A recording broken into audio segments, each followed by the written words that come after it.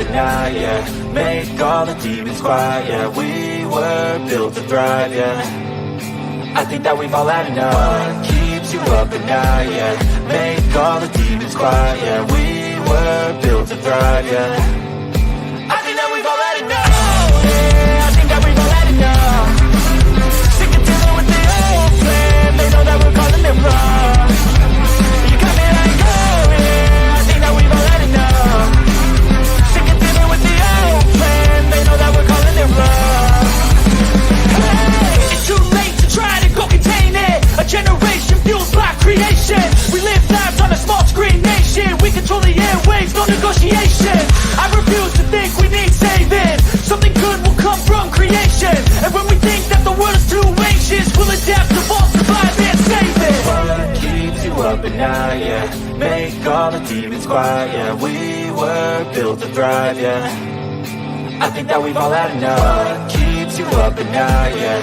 Make all the demons quiet, yeah. We were built to thrive, yeah. I think that we've all had enough. Oh, yeah, I think that we've all had enough. Sick of dealing with the old plan. They know that we're calling it wrong. You got me like, oh, yeah, I think that we've all had enough.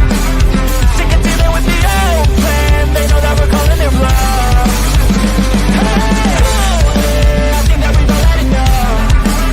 Sick of dealing with the old plan. They know that we're calling it wrong. You got me like, oh, yeah, I think that we've all had enough. Sick of dealing with the old plan. They know that we're calling it wrong.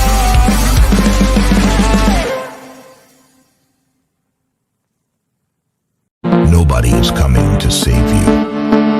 Get up. Be your own hero.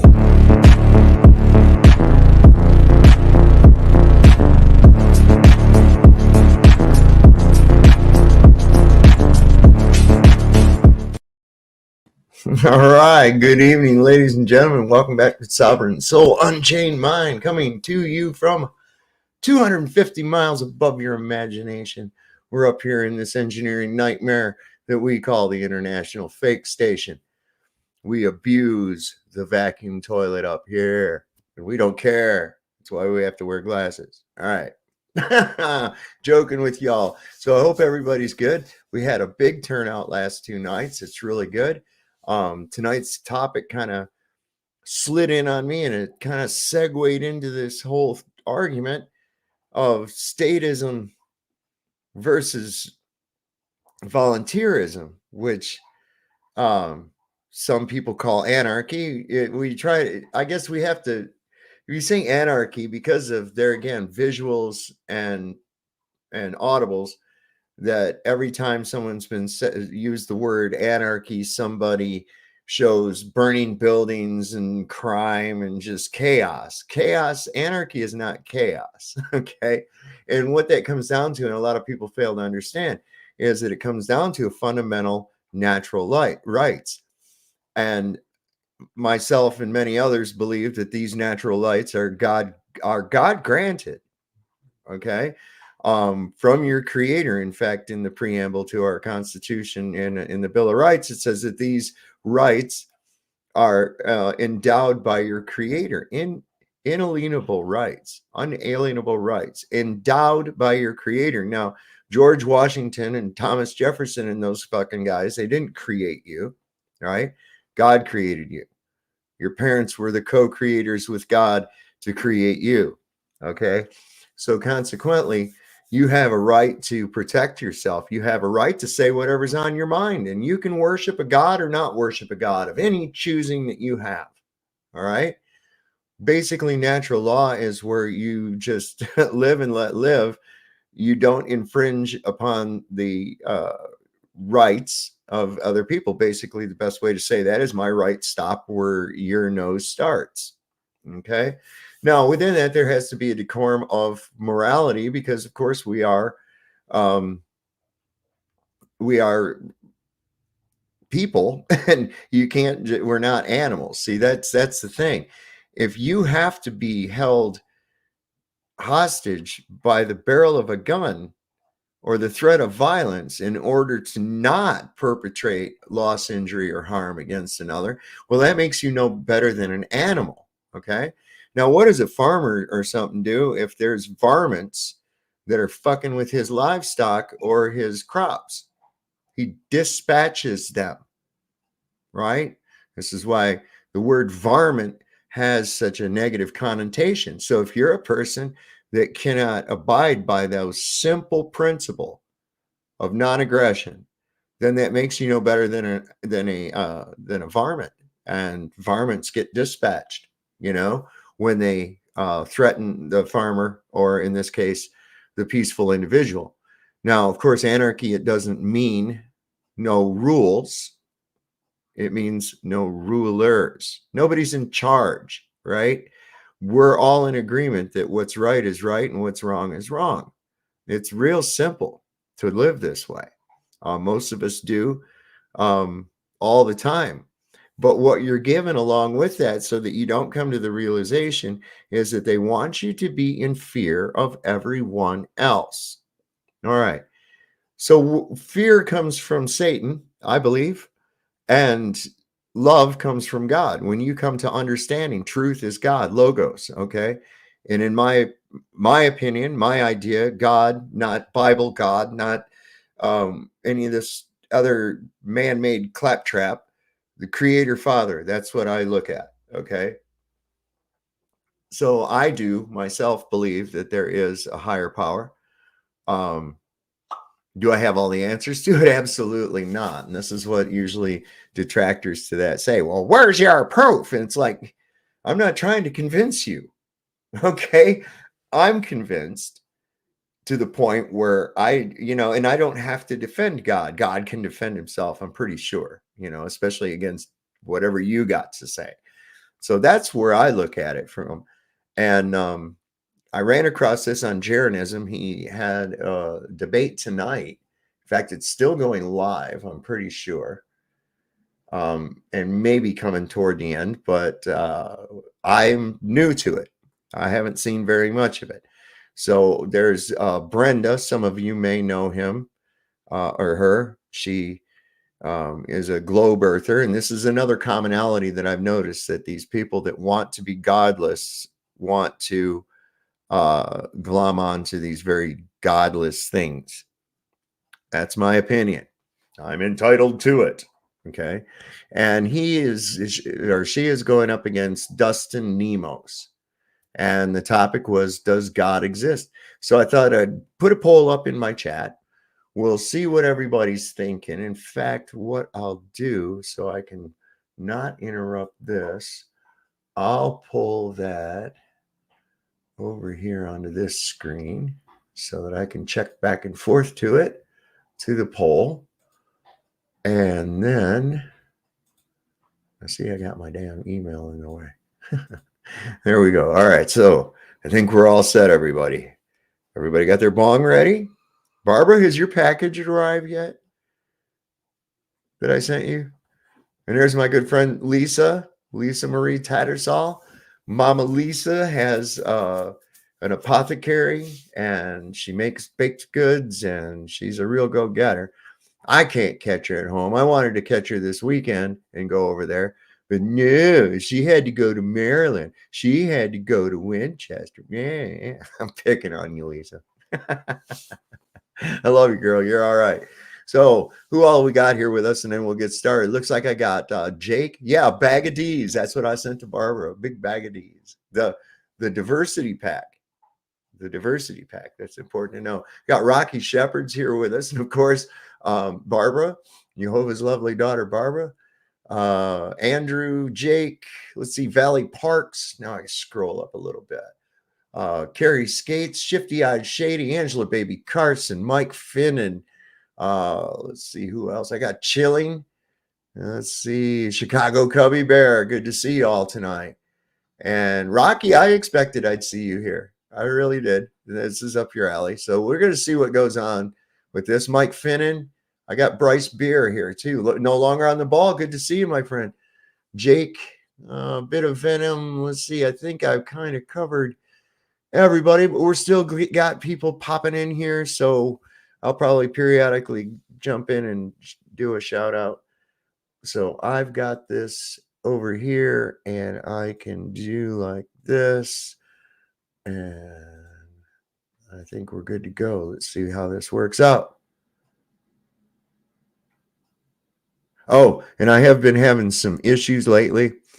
So if some reason I zoop off into hyperspace, don't go anywhere. I'll be back in just like a minute or less. Okay. I've been having some shit going on and I have to get in and figure out what the hell it is. But anyway, hopefully we won't have that tonight. Let's get started. Debate fans, are you ready? For the handful in attendance and the thousands watching across the world, brought to you tonight by Jeranism. Let's see if this is working somewhat. A little bit. Yeah, there it goes. Works good enough. Brenda, you want to say hello to everybody? I know you're a veteran of the show now. Yes, I'm a veteran of the show. Do you want me to say anything? If you want to say anything, you don't have to. The other day on your Globebusters, you complained about Globers not calling out, for instance, Discovery Channel. I will take this opportunity to say that if they did fake the results in order to deceive, then I think that that is very harmful to the general project of showing that the globe is a fact. But it may have been an innocent mistake. It may have been some other reason. Maybe, maybe it was when they tried to do it, they had bad weather, and so somebody just said, just paste it in. Doesn't matter. It could have been sloppiness. I don't notice them giving them that slack for Jaren's experiments and shit, though. Have you not noticed that? They go, oh, look, he proved this. These people are double fucking speakers. They're terrible. Already godless. As soon as they delve into the evil one's primary weapon, deception, they've become a disciple. That's it. Right. Yeah, I mean, if I did that, I would be hung and quartered. That's the difference, though. But I don't think so. I really don't think so. Really? Okay. Really? Well, I would think you would not. We don't practice that anymore. We don't? All right. No, we don't do that. All right. Well, I didn't mean it in a literal sense, but all right. Let's go with Dustin. Go ahead and say hello to everybody. Hey guys, I'm back and I remain undefeated, so this will be fun. Hopefully I can continue that streak tonight. You guys know who I am, the Dustin Nemos of NemosNewsNetwork.com. Beautiful. All right, we're going to start with a coin toss. I don't know if this will work. Let's try it. And we'll let Dustin pick it. Okay, Dustin, heads or tails, and I will flip it. Ready? Heads. Oh, you can't see. I'm going to move it over there fast enough. It is. It could be able to be seen. It is tails. Anyway, I got to see it. It did actually flip. Just finished before we got over there. Tails. So, Brenda, you get to choose. Do you want to go first or second? Let Dustin go first. Okay, Dustin, you're going to be first. We're starting out with a 3-minute. I mean, just an observation. The guy on the right, Dustin, seems like he's pretty happy dude, right? He's carrying on. Brenda does not look like a happy person to me. I don't see a lot of joy exuding out from the features, the expressions, or even the intonation. Just an yeah, Daniel. Yeah, she's popped up on here before. And without a camera, so I didn't know really anyway, don't want to get in trouble on here. So anyway, the thing is just pay attention to demeanor and attitude. It'll tell you a lot. Minute intro. Let me get you set up here. Are you going to be sharing your screen for the intro now? I've got questions and I've got claims. Okay, we're just I didn't really come prepared for the intro, but basically, no, I'm just going to we'll just do a quick talk about position. We just do 2 intros, about 3 minutes each, where you just generally introduce yourself. That's all you have to do. Yeah, that'll work. And then I'll start the clock. It's not going to be on the screen yet. Whoa. What's that over there? That's weird. Jumbled. Let's fix that. So I'm talking about. There's like all kinds of see-through stuff. All right, that's better. All right, so let me, while I put the clock on the screen, I'm going to go ahead and start it. We can get 3 minutes in. And they, oh, by the way, guys, we're debating. I should tell you that. Yes, whether or not God exists. All right, so let's get rolling. And you got your 3 minutes to start now. Go ahead. Okay, so relevant to the discussion, I guess you guys know who I am. I'm a journalist, reporter, a truther, heavily censored, and all that. The background reporting on some pretty dark topics, and including the faked history, the hidden history of the world. So I run the Hidden History Archive at serapeum.com, and I do on the side like to debate things like science, theology, and history. And as you guys know, I also am prolific with documentaries and such. But in this topic particularly, it's a passionate one of mine because I was actually a lifelong devout anti-God atheist until just a few years ago when I decided to try to debunk the flat biblical earth. And that hit me like a brick upside the head, theologically speaking. Since that time, I've tested all things and held fast that which is true, like scripture suggests. And I have come to know that there is indeed a creator. We can prove that. We can even prove which one it is point at this late stage when all knowledge has increased in the age of the internet. So with that said, I'm here to defend God and specifically Yahweh, the God of the Bible, the dad of Jesus, Yeshua. You guys know who that is. They took out the name over 6,000 times to corrupt the scriptures, but we still have the original sort of manuscripts, or at least copies of the manuscripts that we can decode from all over the world. So we can know that these things happen. Verifiable prophecies, verifiable miracles, verifiable history, the most super accurate book in all of existence. In fact, something that shocked me as a lifelong atheist, looking into prophecies that came true hundreds or thousands of years across time in sync with fine detail, not Nostradamus stuff, fine detail, specific stuff. So I'm here basically to just share some of the reasons to believe in a creator, and which creator. Hopefully we'll get into that as well. We may not have as much time, but as we use tonight, we'll be able to defend any religion on earth. I mean, any creationist paradigm will use similar evidence to prove that we are in a created, enclosed system, a young earth. In fact, we'll get to that in a bit. And things like evolution and space are just completely made up by secret societies and the powers that be, which we can also prove where, when, why, and who did it, everything. So you can trust the science, like Fauci says, or trust the UN, who says, quote, we own the science, or you can test all things and debunk scientism. And when you do, you find out God is real. That's basically what I have to say.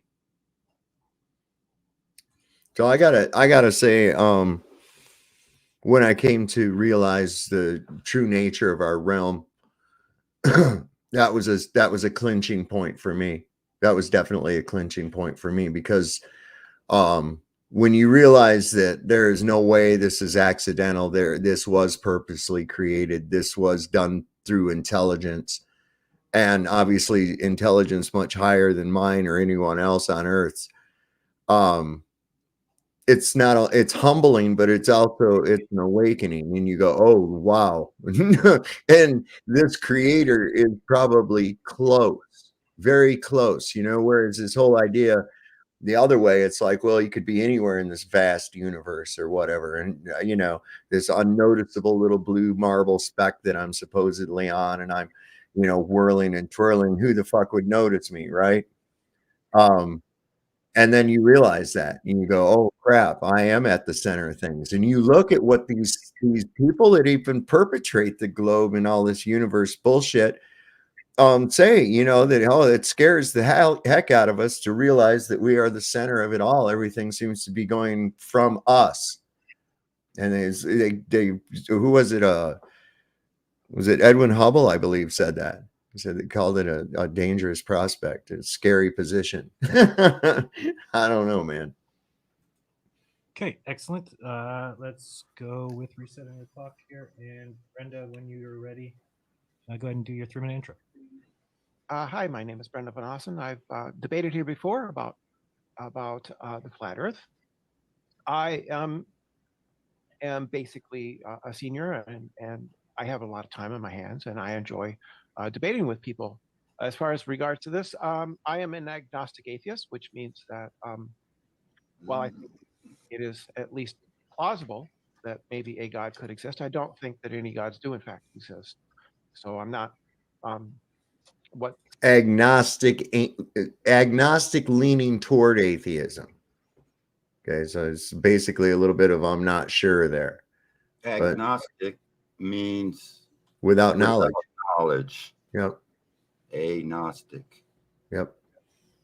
So it's like I don't know, but I don't think that there is. I guess that's what that means. Yeah, I can understand that. That's more honest than saying you're an atheist. Atheist is like saying he knows everything about the whole universe. And usually those people really embrace what they think is science. Yeah. They really do. So it's like the Big Bang, spinning ball. Yeah. Revolution. Crazy bullshit. Bahuian humbug.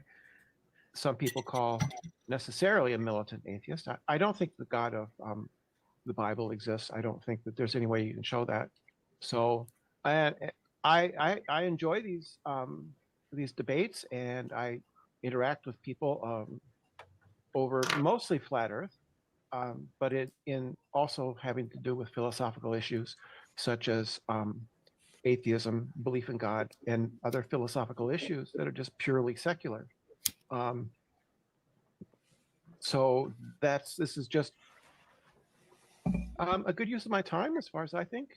It is a good avocation. It's enjoyable, and I appreciate that there's this platform that we can. I got a question people, about these issues. I don't have any. Are these people ugly because they're atheists, or are they atheists because they're ugly? Sorry, is this a joke? I don't know, but I think that along with atheism, because these are people, I think where atheism really stems from is deep down, it's like convincing yourself that you're not accountable for your actions. Okay, you're not going to be accountable. I think that's one of the things, but I also think that it's something that eats you inside too, because you're rejecting any of that true light from God, and true light from God is life. And I think it affects their health. And just like angry people that are angry all the time, man, they have piss poor health. Evil people, and they start looking. I mean, they exemplified that even in Star Wars, man. It's like you could see Palpatine. Of course, he was no looker when he was a senator, but criminy, look what he turned into as he embraced the evil and the darkness, right? And so they're not ugly because they were born there. It's a choice. It is. Conservative people are more, they look beautiful, like conservative women are beautiful, but then you get these liberals, right? They're like gross you out, Well, they're full of hate. That's why if you're trying to pick up a chick, you don't go looking hateful at them, right? Because why? When you shine your light, you are attractive. You have an attractive quality about you when your light is shining and it's genuine. If you extinguish that light and suppress it through, I don't care what derivative of fear you use, it's going to affect that look. See, it's the same thing, Rocky. I'm sure you're old enough too. You've been to funerals before, and you look at that person in that box and they don't look a damn thing like they did when they was alive. And there'll even be a picture of them, a recent picture there by the casket or something, right? And it's like that light is gone. Yeah. Okay, so that light does affect how you're seen. Absolutely, 100%. And if you're not shining it, you're wasting it, man. I mean, it takes a lot of energy to suppress it, is what I'm trying to say too. And that's scriptural. The Bible mentions that. Yep. You are what you think. There's there's a Shekinah glory that Moses came down when he met Mhm. God, and the devil, they can tell by looking Yeah. at you that you're his enemy. Yeah. They Yeah. can They tell. don't like that light. They don't like that light. They don't like the light. And it's because they don't like exposure. They've got something that they don't want to be held accountable for. And it's I think that this is what I think is funny, because deep down atheists are basically doing this. They're like little children playing the, oh, I covered up my eyes. You can't see me now. Yeah, we can. You're the only one that can't see. It's exactly that's how I see it. See, I've never been an atheist. I've always believed in God. oh, I've always had questions, but see, the confusion lies when you start getting into some of the religious aspects of it, because in my opinion, I believe that what we call the Bible, a collection of books written at different times by different people, I don't think they're always talking about the same God, because God is a title. It's not a name. Okay. And some of the actions and contradictory behavior, it leads me to believe that there's more than one God that they're talking about, and it isn't necessarily the Anything else to creator say God, other than that, Jared? Yeah, it's so that confuses the shit out of people. I think. the translation. Yeah, from hell. it's like the longest game of telephone ever played. The reason I really like the Bible is because the Bible starts out in the beginning, God created. He doesn't try to, justify himself before, like the person writing the book. Right. This is what God is, and then this is how I started. He just says in the beginning. Right. God, he starts at the beginning. Starts right at the beginning. Doesn't try to explain who he is. Well, in that aspect of it too, the Alpha and the Omega is because he's timeless. All right. If there's no beginning and no end, then that means there's no time. And so outside of the human construct, the mental construct of time is that dimension and where God exists. And that's why he is the Alpha and the Omega, the beginning and the end, because it's all at one time. See? I understand about your religious thing in the Bible. It's translations, or it's the translations. It wasn't written in English. It's written in Hebrew, Greek, Aramaic, and classical Greek. Let's put it into a good context, though. Let's suppose that of the manual on the correct way to defuse a bomb was as mistranslated and retranslated and rewritten as the Bible. We'd have a lot of people getting the fucking blown up. Yeah, but you can understand the basic doctrines of the King James Version. You can be saved through it. You don't have to know who God is to be saved. Just believe in Jesus and you shall be saved. So here's my problem. I need more to go on than just somebody said. You know, I really do. Especially if it's somebody said that I've never met or can even verify exists. I'm questionable just based even on the control doctrine that put this collection of books together. But that is not God. Okay. In my opinion, God and religion have nothing to do with one another. It's not the books. Yeah. We don't believe in we believe in what he originally meant to be communicated. And it's closer in the original language than it is in English. But sure, he was originally trying to say that's important. Not how we mistranslate it, not how we throw in our words and stuff. And I understand, because the scriptures say that that religion is the devil's ace trump. All religions are the devil's ace trump. So the Bible says it's not a religion. It's a relationship with the true God. If you truly believe the Bible.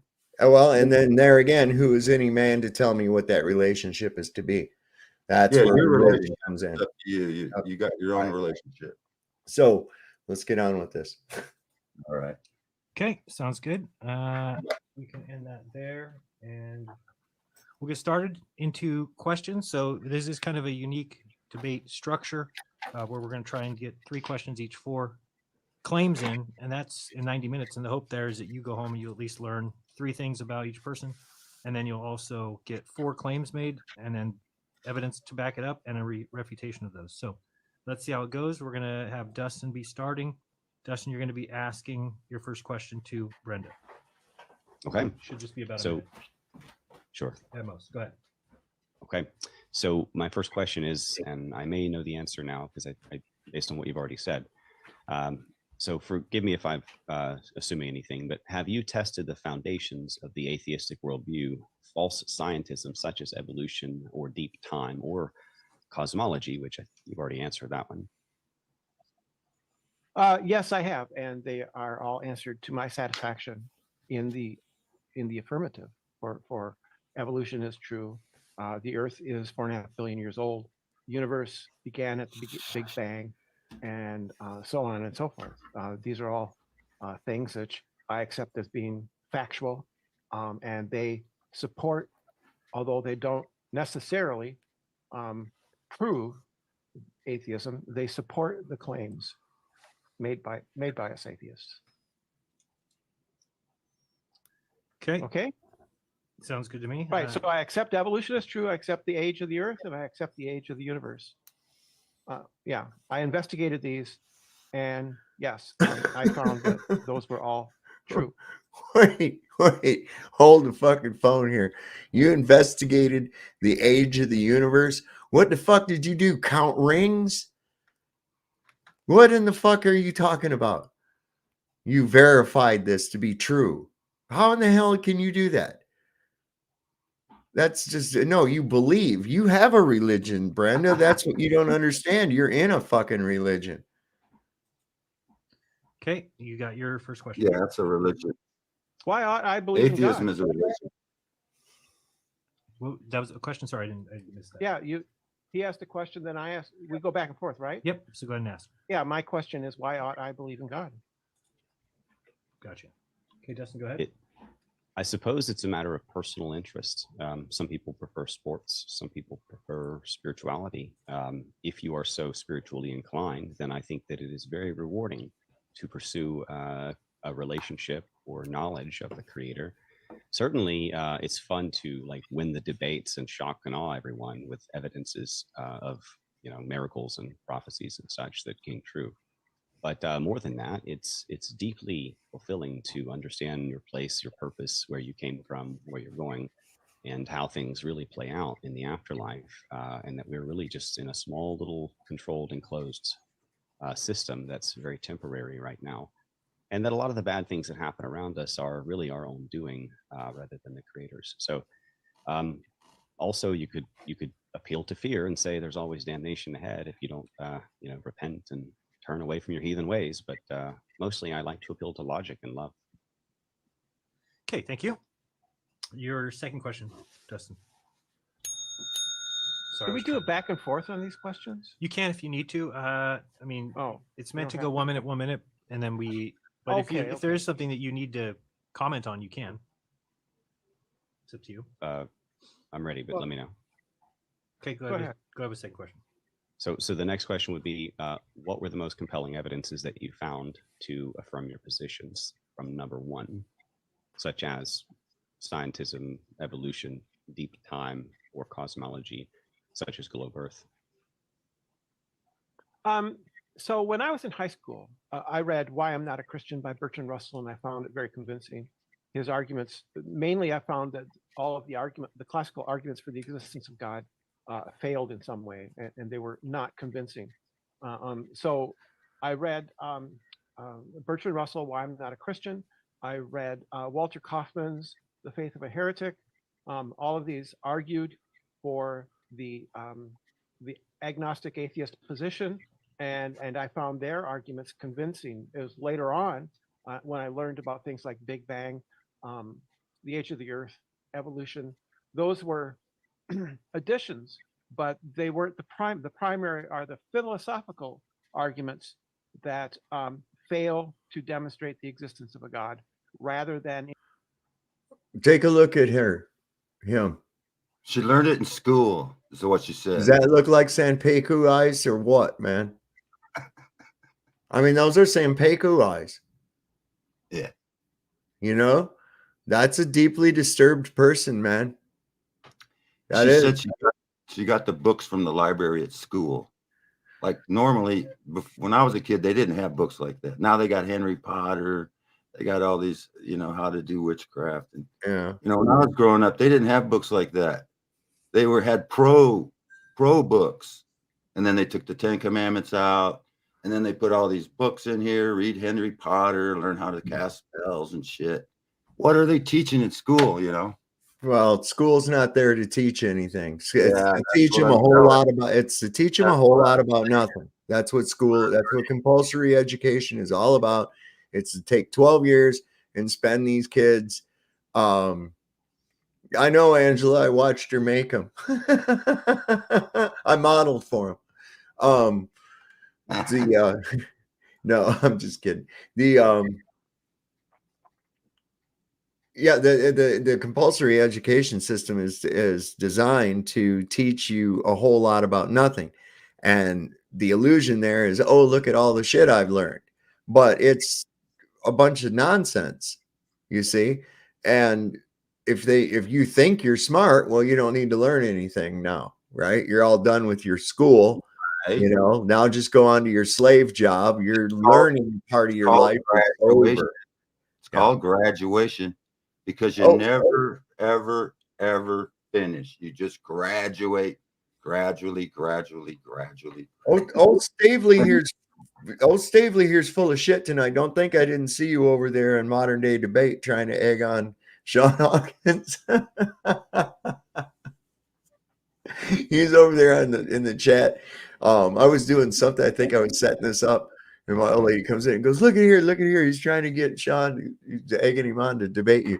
And the fucker keeps saying, he won't present. And I'm like, dude, this is, when you do a debate, right? It's not like, okay, there's disclosure, right? So you have to give me all of your evidence ahead of time. And I give you all my evidence ahead of time. No, that's not how it fucking works. You windowless van fucking troll pervert fuck, man. Yeah.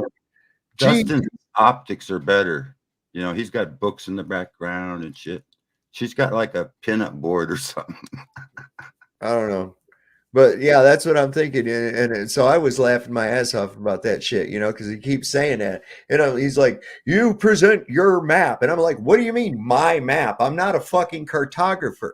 Okay. I didn't set up the Cartesian coordinate system. I haven't mapped all these fucking areas on the earth out at all. And neither have you, Sean. Okay, so shut the fuck up about maps.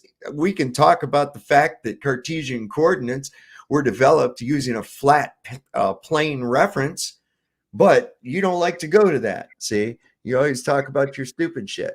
So fuck you and your maps. I don't make maps. There's a flat map. If you tell me the globe's a fucking accurate map, I'm going to ask you why they say they're only for decorative purposes, not for education, right? You think goddamn ship is sitting here with a globe in the fucking bridge? No, they use flat maps. In fact, they use sections of world map in order to do their navigation. So you people that have never even set foot in a fucking canoe wanting to talk about goddamn nautical navigation, crack my ass up, man. They're like idols in school. Ever since you're in kindergarten, you see this globe. Yeah. And it's an idol. And then they got people worshiping and shit. Because they worship balls. They have a religion that worships balls. Any kind of evidentiary or scientific arguments, those only serve to reinforce or to validate my disbelief. I have a disbelief in the existence of God. Thank you. Okay. That was Brenda's answer. Brenda, you get to ask your second one. And I didn't mention, but if you guys want an additional minute at any point, you can ask for that, and I'll give you those a couple times, 2 each. And then also there is a 2-minute takeover if you want at any time to use it. It's actually never been used. Well, I maybe. I thought I heard somebody. Yeah, I think somebody did use it. it. Dude or a chick? Yeah, I think. What? Is that a dude or a chick? I can't tell. Brenda identifies as a female. Identifies as a female. Yes. So that means she's probably not. Well, no. Not biologically. She's not biologically female. Holy shit. You got a tranny on here. Easy now. Not that there's anything wrong with that. I think it was Jeff used it on you, but he like Yeah. added it to his. Okay. So at any point, if you think the other person's lying or being crazy and you want to just get a 2-minute uninterrupted time, I'll mute the one person and you get 2 minutes and you each get one of those. You can use it now, at the end, during your. Hey, Holodonkey. Google uses flat maps too. Just because when you zoom out, they wrap it on a cartoon fucking ball doesn't make the earth a globe. Holy shit. Did your mother have any children that lived, Holodonkey? I'm just asking for a friend. Jesus Christ. Jesus fucking Christ. Some Conclusion stupid during the claims, whenever. Just so you know you have it if you need it. So we got Brenda's asking her second question. If God is all loving, why is there evil? On the theory that God is omnipotent, omniscient, and omnibenevolent, there should be no suffering, but there is suffering. So this seems You indicating chose that to God be evil, does not have the 3 omni properties. One, God has standards for his protection, but two, it's been said the existence of evil is atheism's most potent weapon against faith. But if God is all good and all powerful, why does he allow evil to exist? The answer is, of course, free will. God allows evil to exist because of free will, because he loves his children. He set forth a contest for all mankind to choose good or evil, him or absence from him for eternity. Anything else would be akin to mental rape. Good. Okay. That's it.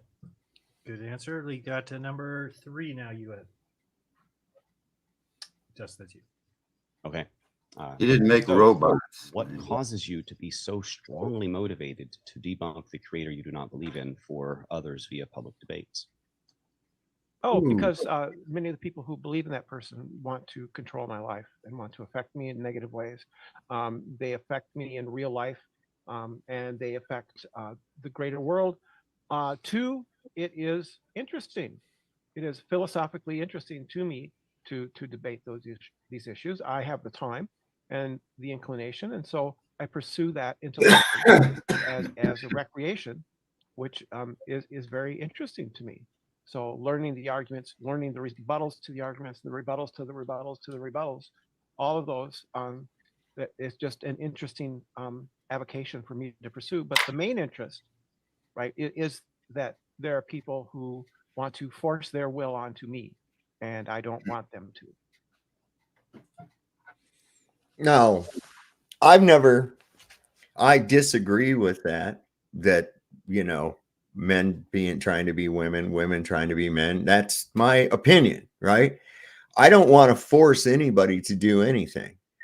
Do I think it goes against the plan of the creator? Yeah, I do. But hey, it's your soul to burn, baby. It's your soul to burn. You do what you want to do, man. I myself, my moral compass would tell me inside that I don't think that's right. What, like short maps illuminates on the size of a map? No, I don't. What, Holodonkey? Why don't you click the fucking link and come up and talk like a man instead of hiding in the shadows like Nick the bitch? Just curious, asking for a friend again. Yeah. But I think that it's interesting, that these people, no, what it is they don't just pussyfoot and tiptoe around your delusion. That's what it is. And it's more of this, you have to believe in my fantasy or I'm against you. You see, I don't give a shit if you want to go around thinking you're a fucking giraffe. I'm not going to pretend with you. Okay. I'm not in your playland. I deal with reality. I don't deal with fantasies. And I see this amongst them. And they're saying, I'm sure that he's run, whatever, he's run across Christians, so to speak, that have said that his lifestyle is a sin and that it's a abomination to God, blah, blah, blah, blah, blah. That hurts his feelings, right? But who cares? Those people aren't trying to make any laws that you can't do that. Now, they are making laws so that you can't bring this bizarreness into their classrooms. okay, or having these story times, which you're already allowed to do. I mean, I see them getting away with more shit than anybody would be allowed to get away with, you know, because they claim victim status. I guess if you want to get away with doing reprehensible shit, all you have to do is claim victim status, I guess. Victim status, yeah. They claim victim status. Oh, I'm a victim. You know, no, you're not a victim. You chose this shit and knew perfectly goddamn well how people would react to it. Okay? So don't be surprised and don't try to change how people react to it. It's going to be, that's how it is. I'm not going to pretend that I don't think it's bizarre. I'm not going to pretend that for a fucking minute. I think it's disgusting. Well, and people are entitled to their opinion. However, I don't advocate for any violence on those people. I don't advocate for anybody trying to make them not do their stuff. But there again, your rights, my nose, right? Your rights stop where my nose starts. That's I don't care if he calls himself a chick or not. Yeah. Well, he makes no bones about it. He makes no bones about the situation where he's in. Which reminds me, has anybody heard anything from Lizzo from England, who was on his way back to reality? I haven't heard anything out of him in a while. Interested to know if anybody's got an update. And they justify doing that by appealing to a God object of some kind. Okay. And that was Dustin's last one, and then we got Brenda asking her third question here. My third question? Yep. Are we saved by our own will or by the will of God? We're all born with sin and condemned, in a sense, ahead of time because of the sins of our forebears. It works in a genetic sense. In fact, we can show this, that murderers pass on a scar epigenetically to their children, their offspring. So sin is genetic. However, our merciful and loving Creator has found a way around his own rules, essentially saving us from eternal death, bringing us back into life through a merciful act of salvation that basically just asks that we love him and follow some very simple rules, such as treating others the way we would want to be treated, essentially. You know, obviously Christianity has been a force for good across the world, such as ending slavery in the Western world with William Wilberforce, etc. And many of the things that are blamed on Christians, I would say, are false news. I mean, I used to blame all of the historical evils of, you know, governments on Christianity, but then I realized it was actually Catholics that killed 50 million Christians for reading the Bible. You want 1 minute or no? If you want to keep going, you can. I'm good. Okay. Well, I think he misunderstood the question a little bit. It's not. Can I come to the saving knowledge of Jesus Christ on my own, by my own power, by my own volition? Because as I read it, certain passages of the Bible say that that you can't come to the knowledge of Jesus except by the will of God. And this seems to me to be a conundrum. If I can't accept the saving grace of Jesus Christ, except that he, changes my heart, then it's not my doing. And it isn't a matter of free will. So I hope that clarifies what I was intending to mean. Then I would like, I guess, to respond, and finish and clarify.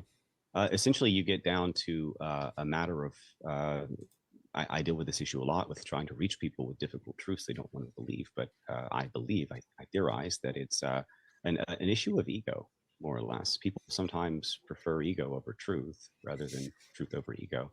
And those people seem to stumble along the way to the ultimate truth, which is the Creator. I think biblical versus globe earth is one great example because they've worked so hard for 500 years to convince us we're on a spinning water-covered cannonball shooting through space surrounding a giant burning fart, essentially to make us not believe in God. That's the great agenda behind it. And, you know, atheists have been attacking God for all of this time. And, you know, this is just one long node in that long tradition at this point. I guess that's enough. Okay. And that I mean, is actually, can I 15 Amen. seconds? When good. there is precedent in scripture that says things like he will put the great deception on people. Katie, this is as loud as I got. I don't know why there's not much, why the volume sucks on it, because on other shit it's up higher. I don't know. I've got the volume on the YouTube turned up, I think. I don't know. I could try restarting it. Let me try. Let me see what happens. I'm at let's see, what's my timestamp on this thing? Is it telling me? I would have answered her different. But... Oh, because it's still live. So I'm at let me see. It looks like I'll just say 123. And what I'll do is I'll restart this whole thing, see if that helps. I might put it in another tab. Let me see. It is things which I accept as being factual, and they support. It's false logic. Doesn't make. For example, and I'll share screen again. Dinosaurs were feathered. I can hear it fine, Dave. Yeah, I don't know what to tell you, guys. Following this one particular God's laws is objective. So I was at what, 23? Moral. Correct. Right. Citation then. They all believed essentially for either four claims. But I would have answered bad. different My on her I last think we're good on question. the questions we will get. On her last What now? question, I would have answered different. So yeah, I don't know about the volume, guys. This is the best I can do for it. It's just low on this. I don't understand what the fuck is happening with it, but yeah. Go ahead, Rocky, so I can get back on with this. Oh, I was just saying I would have answered Brenda's last question different. I would have answered different than Justin. And she asked how, if you can, does everybody have a chance to come to the knowledge of God? I would have answered that different. I would have explained to her that it's not, you don't first believe in Jesus. You first have to want to know who God is. And everybody has that point in their life where they want to know who God is. 5 years, 10 years, 15, 20, 30. Depends on where you grow up. There's always that time when you want to know who God is. And if you say no, you don't want to know him, then he's not responsible to give the gospel of Christ. If you reject even the notion that God exists and you don't want to know who he is, then he's not responsible to give you the gospel of Christ. So everybody, if you do, you're kind of conflating two different things together. That's my understanding of it. Right, but you're kind of conflating two different things together too. You're equating Jesus and God, the Creator God, and Jesus, and that's not the case. I'm saying Jesus didn't create the heavens and the earth. I'm saying you have two faiths. You have to first believe there's a God. Yeah, they first believe there's a God, and then if you do believe there's a God, you will get the gospel. Like you've had the gospel. Well, you might. I've come to the realization of God, and I've read the gospel, but I'm not 100% convinced. Okay. So, I mean, I'm convinced that there's a creator God, but am I absolutely convinced that there was this dude and all this that's the one and true one way? I don't believe that. I really don't. I'm not trying to convince you that of the Bible or nothing. I'm just trying to explain what I've learned from the Bible is that you first get an opportunity to believe, to want to know who God is. It says they want to know the truth. And then if you do want to know the truth, who the creator is, you will receive the gospel. Wait a second. Where are you getting that from? That's what the Bible says. That's just what the Bible says. Well, the Bible says a lot of shit, and it's changing right before our eyes. So once again, we're confusing God with the word of God. That's what the word of God used to say. Okay, well, it's the inspired word of God. It's not the word of God, because the word of God can't be changed, and the Bible is changing. In fact, I found some residue of that today. I have it written on my heart. Right, that's where it's supposed to be written. Right. It's written on my heart. I learned it a long time So ago. it's I'm not a new Christian. This is Right. what the Bible explains. right. Bible Once explains. again, This is what the Word of God, the inspired Word of God, used to explain. And maybe it's screwed up now, but from the original text, that's what it used to say. what you're not getting, the word of God can't be changed. So if the Bible is changing, it was never the word of God. I'm not going to argue on that point. I mean, can God's word be changed? God's word can't be changed. Right. Okay. What So- God intended to be said, what he intended to say, whether it was mistranslated or not, what he said. It's not what he about a intended to say, mistranslation. It's literally fucking changing what he on intended to people's show. say that was written down originally. What the author was intending to say is what the word of God is. If it's been mistranslated and I'm not confused, talking about then that's not the word of God, but that's the closest thing we got. Rocky, I'm not talking about mistranslations. I'm not talking about I'm not talking about mistranslations. I'm talking about actual changes taking place in a book after it's already printed supernaturally. It seems like it's under attack. Yeah, very true. Right. So Under if attack. the word of God cannot be Wonder changed, why. hold on, you have to hear the whole sentence to understand it. You realize that? I right? understand your viewpoint. I've already Wait a heard second. it. Hold on. Is this true or not? God's word cannot be changed. True. The Bible is claimed to be the word of God. The Bible is changing. Ergo, and not through men, it's changing supernaturally. So what does this mean? If God's word can't be changed and the Bible is changing, that means that the Bible is not God's word. The original. It's changed Scripture. from the original. Let me explain to you my point now. Rocky, it has The original changed. Scripture. The that was original inspired by scriptures the have changed, apostles. Rocky. The It was original, inspired by the apostles. the original scriptures have changed as Okay, well. what I'm saying is the message of that before anything happened to it was the word of God. If written it was, down. it wouldn't have changed.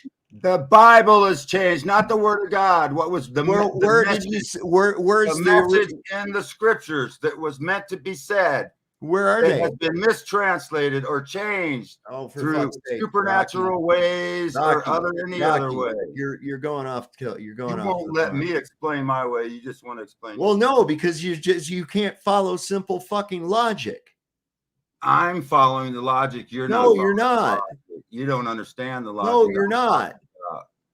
If something is supposed to be unchangeable and it fucking changes, then that wasn't the thing that can't be unchangeable. What the fuck don't you get about that? It's so simple. God spoke the sun and the moon and the stars into existence. Now, just because the globe comes up and changes it, don't mean it's true.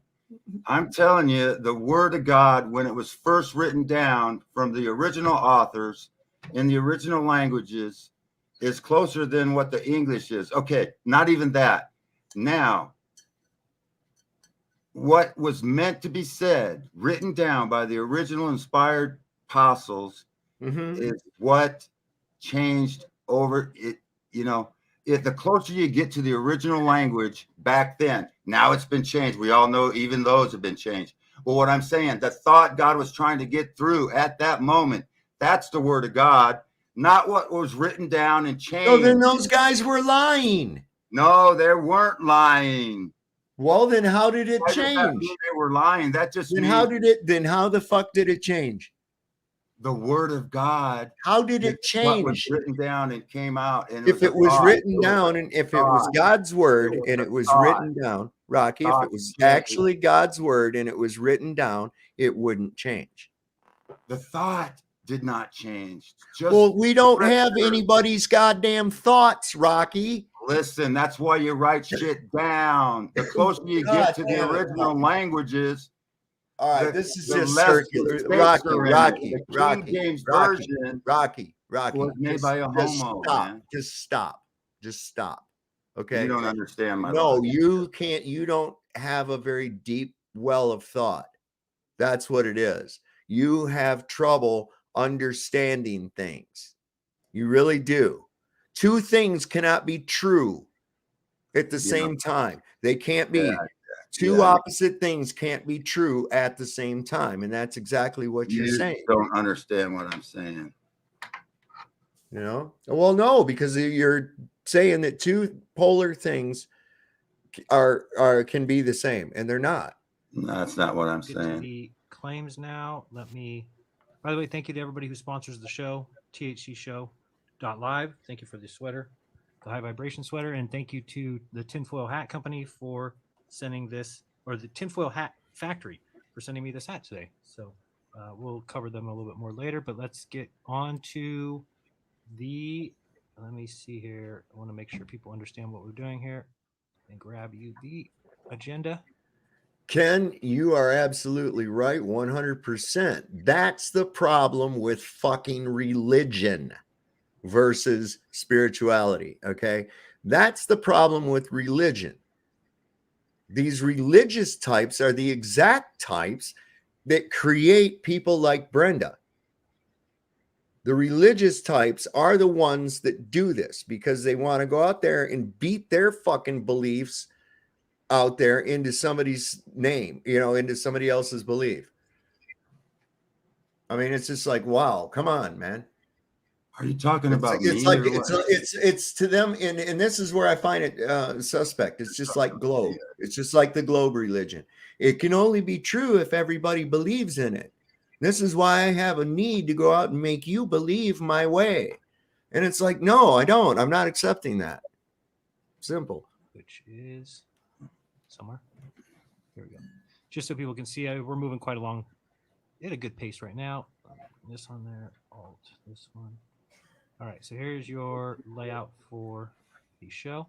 And we had a show last week, 2 weeks ago, whatever it was, that we were able to go through and get kind of people's input on this. So it's been revised a little bit. So we got the welcome, we did that. The intros, 3 minutes each, we did that. 3 questions, we just did that. And now we're doing the 4 claims, which would be 2 minutes to make a claim, 1 minute of rebuttal, and then 1 minute of closing back to the person who made the claim if they want to. And then we'll do 4 of those each. And then we're going to go into an open conversation for 15 minutes. And then we'll go through a 3-minute closing each. And then we'll take your super chat. So if you do have a question for either Dustin or Brenda, go ahead and send a super chat or a Rockfin tip. And we will get to those at the very end. All right. So that's our plan for the evening. All right. So we've got Dustin, you're going to go first with your first claim. You got 2 minutes whenever you want to make it. You tell me when you're ready to go. Okay, I'm ready, and I'm going to share screen as well. If that's okay. It will be, yes. Go ahead. Okay, you just get to it when you can. So our biblical Earth, or some people use the term flat, but it's much more than flat. And I'm trying to move the needle on this conversation. It's actually young, stationary, geocentric, flat, hollow, and domed. It is enclosed like a snow globe. A closed system cosmology that shows infinitely complex, sheer precision, clockwork, everything from nothing, which would be completely impossible without a creator. The actual observable, testable, and repeatable scientific evidence, other than the high school textbooks that they, cram down our throats, shows that the cosmology is precisely as described by the book of Genesis, in direct contradiction to the, quote, we own the science, end quote, scientism of the modern world paradigm. False concepts such as evolution, globe earth, space, heliocentrism, etc., were built with one goal in mind: to lead mankind astray from the word of God and toward the elite's fallen angel gods posing as aliens, same ones they still sacrifice babies to in the dark today. If you can see the screen here, you can see sort of the original understanding of the cosmology in every religion on earth, by the way. They all believed essentially a closed system that was unmoving, that was the center of the universe, that was young, that also had an underground sort of realm, big caves, Sheol, that sort of thing. The understanding of hell is under the earth. But basically, you can test things like, for example, young. Carbon dating is nonsense. It's bogus, but helium dating, 6,000 years roughly. The center of the universe, stars, the sun, the moon, everything rotate around us. There is no South Pole. It is completely unmoving. All scientific experiments to try to attempt to show movement have failed. Gravity is an unproven and, in fact, debunked theory. A hoax actually pulled out of pagan texts such as the Emerald Tablets of Hermes by Newton, who was an obsessed alchemist and died drinking mercury more than a scientist, etc.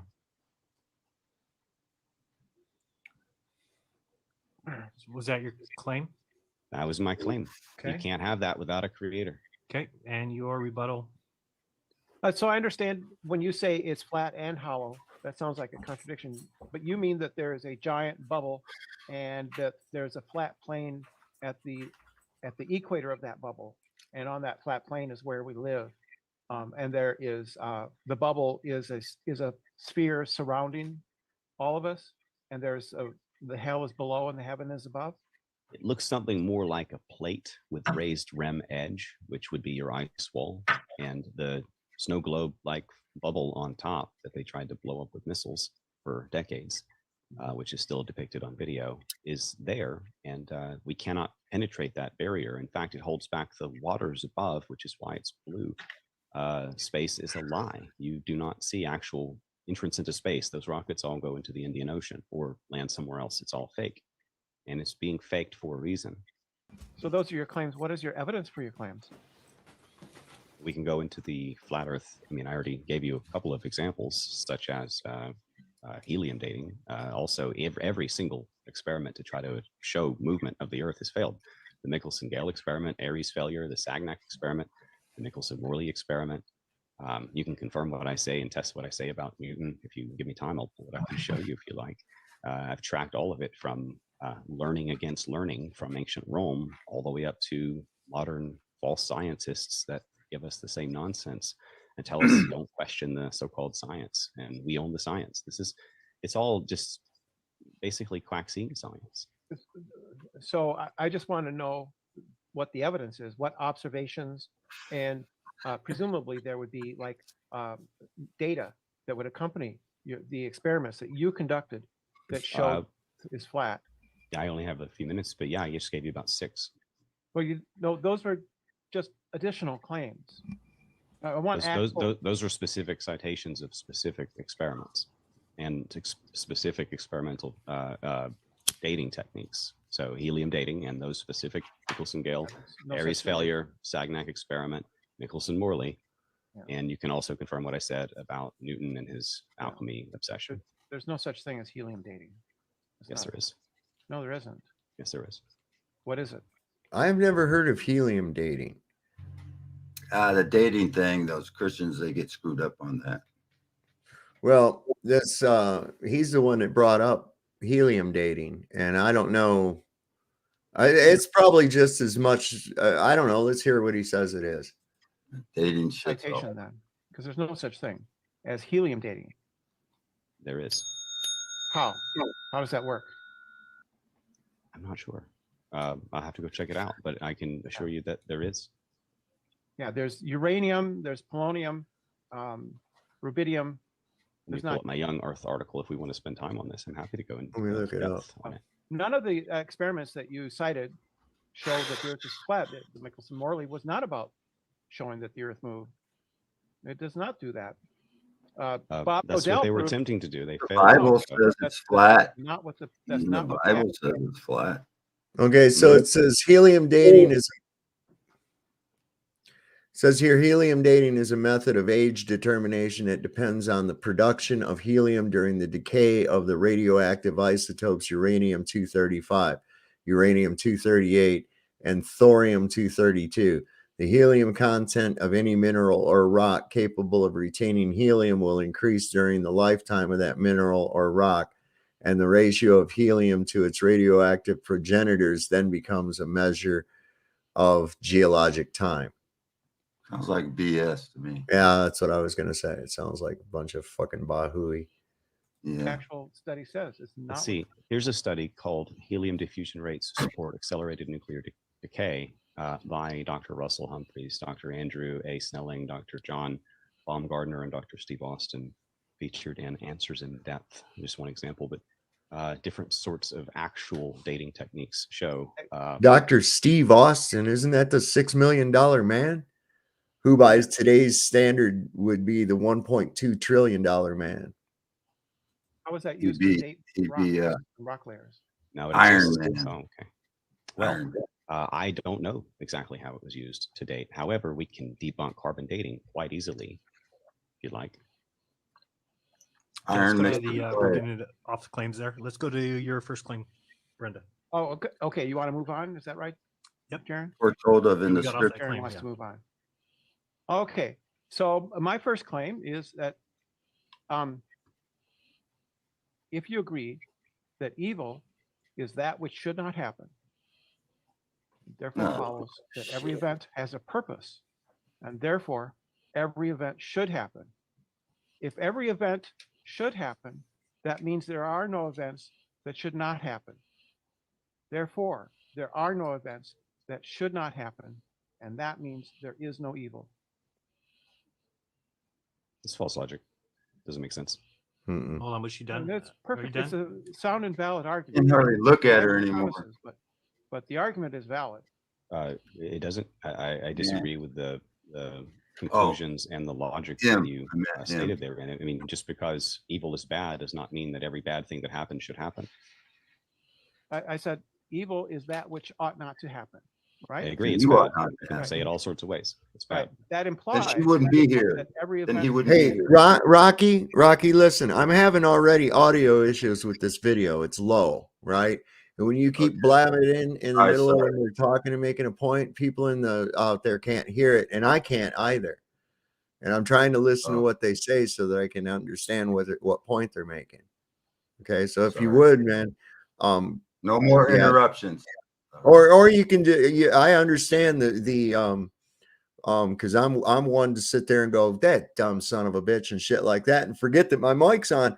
But in this case, it's kind of drowning the shit out, and we can't really hear what they're talking Yeah, about. when I used to watch movies with my kids, I used to decode them in front of them, and they would always say, "Dad, shut up! I'm trying to watch the goddamn movie." Yeah, Sorry. I can imagine. Yeah. All right. has a purpose, and therefore every event Why? should happen. Why? Right? Because that's just the inverse, that's the converse of the first statement. If Why? evil is that which ought not to happen, then things Evil would, bad. yeah. Then Evil bad. events I which follow ought to that. happen. But I don't follow step 2. It's the logical implication of the first one.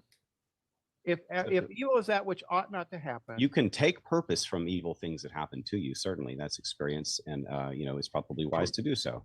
However, you should not say that just because bad things happen, they should happen because evil should not happen. I'm saying evil is that which should not happen. That by implication is that therefore every event which does happen should happen. That makes no sense. That's just logic. It's just inverting the It's just premise. predestination. But no, I'm sorry, that makes no sense. Yeah. I have closed captions on or not. It's Okay. not available. Well, you have I'm a happy to address sort of evil in a more in-depth. I can go into evil if you like. well, you have a minute to rebuke that if you want. Okay, so for example, and I'll share screen again briefly. We're speaking about moral absolutes and a frame of reference for good and evil. Since we're talking about evil, can child sacrifice not be justified under an atheistic or evolutionary worldview if our actions are calculated to benefit us? Real quick, I want to address this. So, Pokemon. He says, so in your understanding of the other planets, which is a word, planatia, which is derived from the word, it's a word that means wanderer. Okay, it doesn't mean terra firma.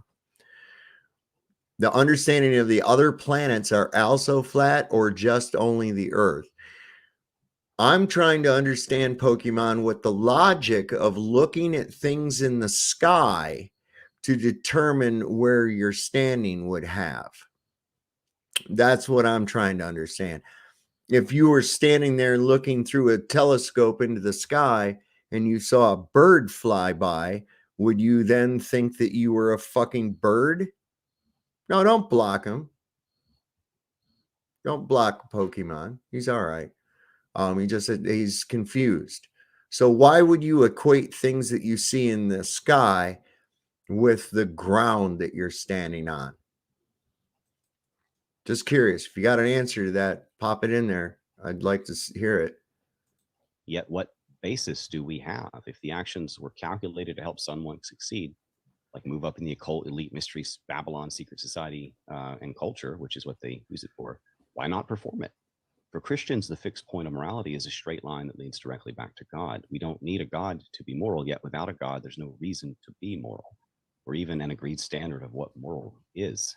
As Dostoevsky famously pointed out, if God does not exist, then everything is permitted. Alternately, in the atheistic paradigm, our lives, losses, loves, and a very existence is meaningless and of no more consequence in the grand scheme of things than a goldfish, and of less than a star's fart. In fact, the fact that we have a frame of reference for good and evil at all proves God. I mean, for example, C.S. Lewis, a former skeptic and probably still an occultist, frankly, but Christian for the masses publicly, said, "My argument against God was that the universe seemed so cruel and unjust. But how had I got this idea of just and unjust? A man does not call a line crooked unless he has some idea of a straight line." There you go. Okay. That's well put. That's well put. So if you understand the difference, right, then you already fucking know. You see? So that's a great point. That's a great point. You got a minute to close it out if you want, or we can go on to the next one. Yeah. What is it that makes something moral or immoral? Well, objective morality can only come with a creator. If you believe in a creator, then you have rules, judgment. If you do not, is it the commands of God, or is it the morals themselves? it would be the commandments of God that give the morals their justification and authority, essentially, because everyone has their own morals. You can be a child sacrificer who has a moral justification to kill babies in order to move yourself up ahead. I mean, they're worth a lot of money if you sell children on the open street. I'm a child trafficking reporter. That's a horrible, evil thing to do. But if you're doing it for your benefit, or to feed your family, or to move up in the ranks, there's all sorts of justifications, right? It's a very slippery slope. But with God, you will be judged. Right. So if God said, and just to cut in for a second, the 10 Commandments, if you look at mostly what it is reiteration on a social scale of natural law, right? Because if you're not supposed to kill, that would be against natural law, right? Because you're trespassing on the sovereignty of another, right? You're causing life loss, injury, or harm. So likewise, the same thing. If you're trying to get with your neighbor's wife, right? Or if you're trying to steal or shit like that, right? These are all things we say they're morally wrong, but they're also against natural law, right? And the bottom line is this is just be good. Everybody knows the difference between what's good and what's evil. You have a moral compass inside yourself that society and a 12-year or more program of indoctrination has tried to convince you doesn't exist. And it is a moral compass. It's like a little truth detector. It's that little thing that gave you butterflies in your stomach the first time you did something and you knew it was fucked up. That's the one, that you learned so hard to suppress. And, you just because you suppress it doesn't mean that it's still not adding up, man. And like I said before, I believe that atheism is just a road to belief of inaccountability. It's like a little baby covering up their eyes and thinking nobody can see them because they don't see anything. It's the same thing. I feel that if the earth was flat, someone would have fallen off. Fall off where? Have you ever fallen off of a lake? Have you ever fallen off of a lake, Pokemon? No. You went ashore, though, didn't you? You've gone ashore. So how are you going to fall off of a lake? Come on, bro. Think. It says, take thy son, thine only son. Then that's moral. Think. It would be, but it didn't actually continue. That was a test. But it would have been. If God had not stopped his hand, that would have been moral. The context here is that essentially Satan's followers were sacrificing their own children to Satan, and Satan was gloating about it. No, and God proved the faith of his own people. I don't know. Nobody will let us go there to find out, man. You can go on a $50,000 cruise to a little peninsula that sticks out of what they call Antarctica, but that's it. You're not allowed to go explore that. They don't fly no airplanes over it. No, I don't know. Go find out. What's at the end of your space? Huh? It's the same question. Showing that they would be willing to do it, but they did not do it. You do realize, Pokemon, that the idea of a ship or something going off the edge of the earth is just as stupid as a fucking ship going over a curve. They're both just equally as dumb. Right? I hope you realize that. But because God would not allow them. Abraham was going to sacrifice his son to God by God's command, and that would have under your system, right? He would have if God had told him to do commands it. If God commands it, it's moral. Correct. Right. So if God commands Abraham, take thy son, thy only son, that's moral. It would have been, except it was a test. It's still you're missing the context of the story here. No, I'm not. No, I'm not. Yes, because Abraham did not kill his son. The fact that doesn't change. That is the fact. It was a test. The fact, no, that doesn't change anything. It does actually. It's still moral if he had continued on with the sacrifice. If God had not stayed his hand and had plunged the knife into his son's chest, that would have been him following God's command. And according to you, that is what makes it moral. God's commandments give morality their concrete foundation, their anchor to a fixed point. Otherwise, everything is subjective. Everything becomes, whatever the science of the modern week says it is. Yeah, and here again, Brenda is trying to tie a fucking religion in with God. And that's where you run into problems. As soon as you start taking the biggest game of telephone that's ever been played with paper and start using that, you're fucked. You're fucked. Because this is a compilation of books written at different times by different people in different areas and chosen out of another group of books that were excluded based on the whims of a council of people who got their marching orders from a fucking Roman dictator. Sorry, man. I find there to be some, that's kind of sus, man. That's kind of sus. In my opinion, that's very sus. Especially when you start uncovering other scriptures that were omitted. And you're like, why did they get that? So it tells me this. If you're trying to get a large group of people under control, that's a good way to do it. And you're not going to want to put anything in there that would challenge your authority at all. In fact, you would only want to put things in there that would bolster your claim to authority. And so statism is born. Right back to where we started last night. Our morality is subjective. It's based on the subject of God. It's based on his. It's based on his eternal standards that never change. It doesn't matter if they're objective standards. They come from him. He is a subject. Therefore, they are subjective. That's all things come from him, but you can still have objective morality based on his eternal law, which is a fixed point with a final judgment.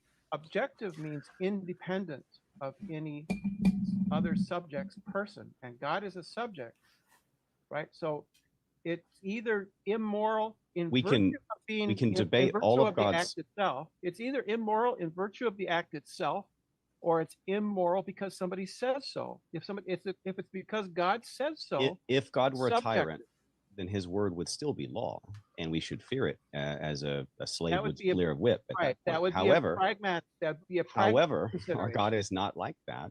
Would it be however, moral? Our God is a loving God whose nature is consistent with compassion and empathy and law and order. Therefore, following his law, of all the other gods who all have their own set of rules, following this one particular God's laws is objective and fixed in eternal. Would it have been moral if Abraham had said, no, I will not do this thing? It's wrong. That's an interesting question. I don't know what would have happened, man. That didn't happen in the story. you know, and how am I to understand what the fuck isn't what God would do, right? I don't know. Maybe he would have said, that's very good. You're obeying my commandment to not kill. I find that admirable. Or I don't know. Why do people always want to deal with hypotheticals like that? It's dumb. I have an answer for you. Well, I don't know. it's rather simple. It would have been moral for Abraham to have told God to take a hike. What you're asking of me is wrong, and everything Abraham had was given to him by God.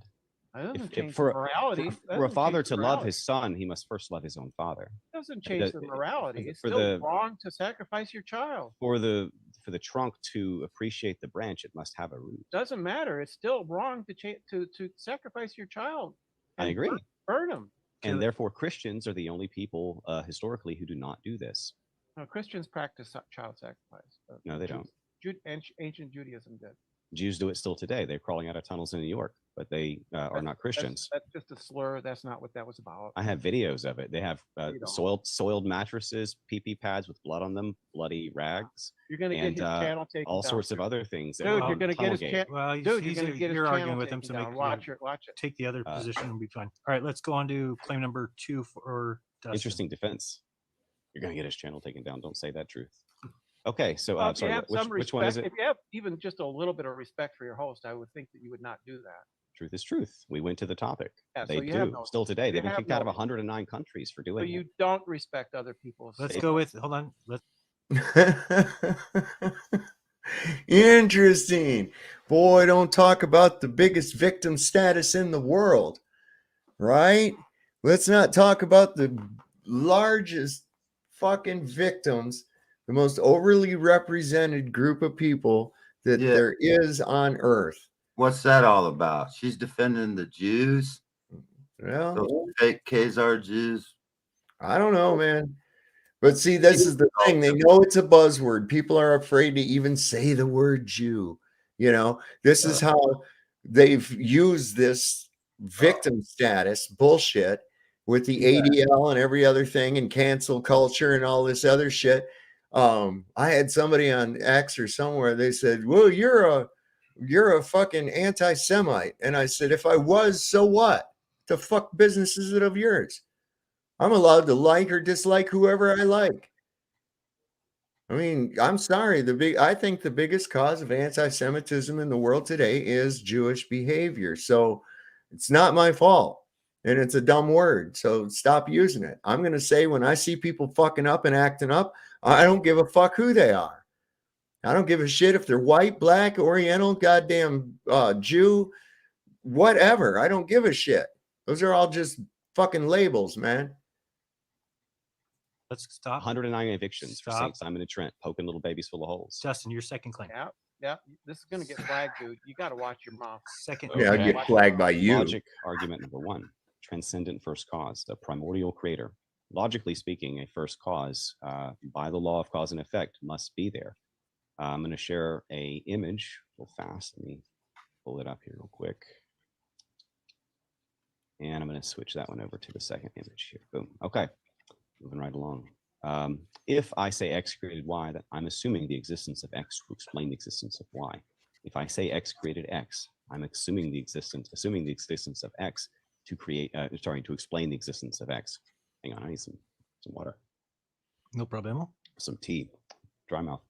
Okay, meaning nothing plus nothing equals nothing, but nothing plus God equals everything. Said another way, if A, there are things which come into existence, such as the universe, time, space, and matter. B, everything which comes into existence is caused to exist by something else. Then C, therefore, there cannot exist an infinite series of past causes. Therefore, D, there exists a first transcendent cause which did not come into existence. In other words, the first cause always existed. And C, nothingness did not produce high precision clockwork everything. Yet, according to the second law of thermodynamics, everything is winding down. It must have been wound up. We'd have no energy left if the universe was eternal. So the universe had to come into existence, unlike the first cause. So F, without God, we would have to I believe don't that think he's pure got the right nothingness void graphic up. produced chaos, which then, against all scientific laws we have, produced complexity and precision, sheer precision, everything, which is illogical. Also, in terms of the universe, we have thermodynamics, but the universe has always existed. If that is the case and it has an infinite past, then that violates the second law of thermodynamics. So the universe has not always existed. The second potential about the universe is that the universe popped into existence from nothing with absolutely no cause, which violates the first cause principle. All things are created. And number three, the universe was caused to exist by something outside of it, the one uncreated thing, God. Okay, you got a minute to rebut that. Go ahead, Brenda. Yeah, there's no logical contradiction in an infinite regress into the past. There simply isn't. I mean, it's just simple mathematics these days. It's set theory. I mean, you can have an infinite set of past events. There's no contradiction there. And secondly, I don't have to accept the principle of the first cause. You're missing the point. There's no reason for me to accept that there necessarily must have been a first cause. You're missing the point. Wait a second. Isn't this coming from a guy who said he believed the Big Bang? Right? So all you've done is replace some stupid fucking theoretical explosion with God. You've replaced God with this explosion. That's basically all you've done. In fact, you didn't do it. A Catholic fucking Jesuit priest did. So You get the last minute, Dustin. I reject the principle of sufficient reason, the PSR, right? I think there's no reason that something couldn't come from nothing. Why couldn't there be? Makes no sense. However, you're missing the point of Nobody cares. thermodynamics. Basically, a battery runs out of energy, and our universe is a battery, and it is running out of energy. And that is a expiration date that we can show with science in a number of ways, including genetics. Our telomeres are shortening, and including, in other sciences. But essentially, you're sort of focusing in on the first cause principle, which there must be a first mover if something moved. Yeah, that's not necessarily true. It's simply not true. There's no problem with an infinite regress. Well, first of all, there's an energy depletion. There's a time limit on the energy in an infinite universe. You cannot have an infinite universe. So even if you had an infinite series of past events, you would have run out of energy by now. No, the universe began with the Big Bang and Thermodynamics. It does. thought he didn't believe that something could, what created the Big Bang? Then, if the Big Bang created the universe, what created the Big Bang? See, it's right back in the same philosophical quagmire. Thermodynamics doesn't refute the Big Bang. Well, thermodynamics shows that you have energy that runs down and there is an expiration date. But the Big Bang proves God. No, it doesn't. Yes. No, Okay. The Big Bang shows a spontaneous nucleation event from the background quantum fluctuations. There was not a philosophical nothing. No, it is a gravimetrical fucking parallax fucking bullshit that somebody made up. That a whole just string of goddamn stupid fucking words he just said. Holy crap, man. People believe that. There was not a philosophical nothing. There was the vacuum state, right? Here, which is not a nothing. The vacuum state is not a nothing. What? A vacuum state is a privation of matter. Brenda, a vacuum state is a privation of matter. What is wrong with your mind? Not to mention a vacuum requires containment. So, wow. Yeah, get your little flag out and march down the road. Jesus Christ. There was nothing before the so-called Big Bang. Anyway, the first and second laws of thermodynamics are quite clear that things are basically running out of energy. Things are becoming less useful. The universe is cooling down, coming to a expiration date, just like the telomeres in our cells. I'm familiar also, with the Big Bang was basically a joke that came out of a seance for which there is no evidence. However, the Big Bang is typically thought to be an objection to theism. It's actually the best argument we have for the existence of God. If the universe, space, time, and matter and energy had an absolute beginning, what caused the universe itself to come into being? What caused the Big Bang to go bang? Doesn't matter. What you're doing is It matters. Composition division fallacy, right? The fact that entropy applies within the universe doesn't mean it applies to the universe, right? Uh, So airplanes, everything within the universe consists, and that is the universe. right? So but if it applies to everything in category. the universe, it applies to the universe. No, that's a fallacy.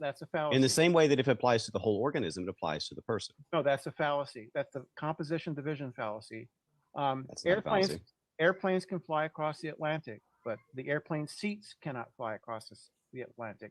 Airplane seats are part of the airplane, but that doesn't mean they can fly across the Atlantic just like the airplane can. But every one of those Same thing. pieces and parts and the pilot that flies them is subject to these eternal That's right. laws, such as thermodynamics, and also such as, this Correct. depletion of energy from that law of thermodynamics, Applies. which shows that we have a expiration date like a battery. We run out of energy at some point in What the future. applies to the parts doesn't necessarily apply to the whole. Well, that's theological and basically a moot side argument that doesn't really Not matter. illogical. It's not illogical. Yes, it is. It's literally the. It makes as Okay, let's much go with- sense as what you said before. It's illogical. I'm sorry. Second claim, Brenda. Damn, she's getting a little bit upset. That's all right. I think she's holding it together pretty good. I've seen her where she gets really, really angry. Alexa, make it go away, right? You know, I could put a little thing over it. Let me see what I have. I could. Let's see. Is this too big? I could put this over. Yeah, that's about it. That's about the best I can do with that. But nah, it ain't much better. So Let me see here. Evolution is sufficient to explain life on Earth. Evolution is a fact. It is an observed fact for which we have an explanation of how it came about. But that it came about is something that is observed. It is observed in the geological strata. It's observed in the world itself. We've observed species evolve into new species. That is. you have never. I'm out of here. You never seen fucking transspecies migration. You've never seen one species turn into another. You're full of shit. Unless you're talking about your evolution into whatever the fuck that is. I don't see it, man. No, that's a flat out fucking lie. We observe it. No, we don't observe it at all. Okay. Are there adaptations that can take place in a species? Yeah. But does that mean that a fucking fish is going to turn into a bird?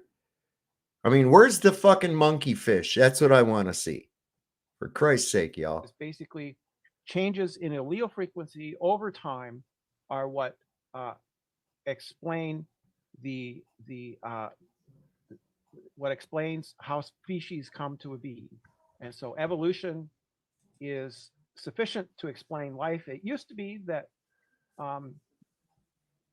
people needed a God to explain life, and we no longer need God to explain that. We have the fact of evolution.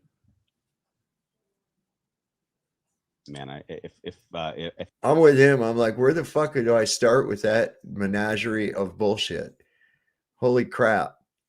It's a fact. And why is it called the theory of evolution? And no, we don't witness it.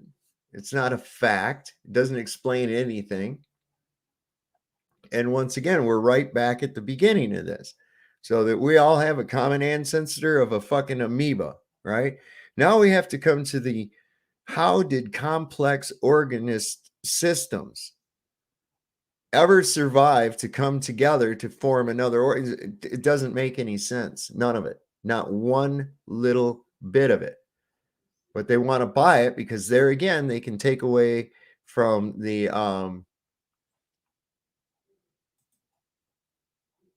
their accountability for their actions. You see, there's no accountability because, there's no God. I don't have to answer to anybody. I'm just here, random speck, and I'm just going to, using up space. And when I die, it's all done. Yeah. And while you're touting the whole idea of energy cannot be destroyed or created, only transferred. So what are you thinking there, Chief? You know?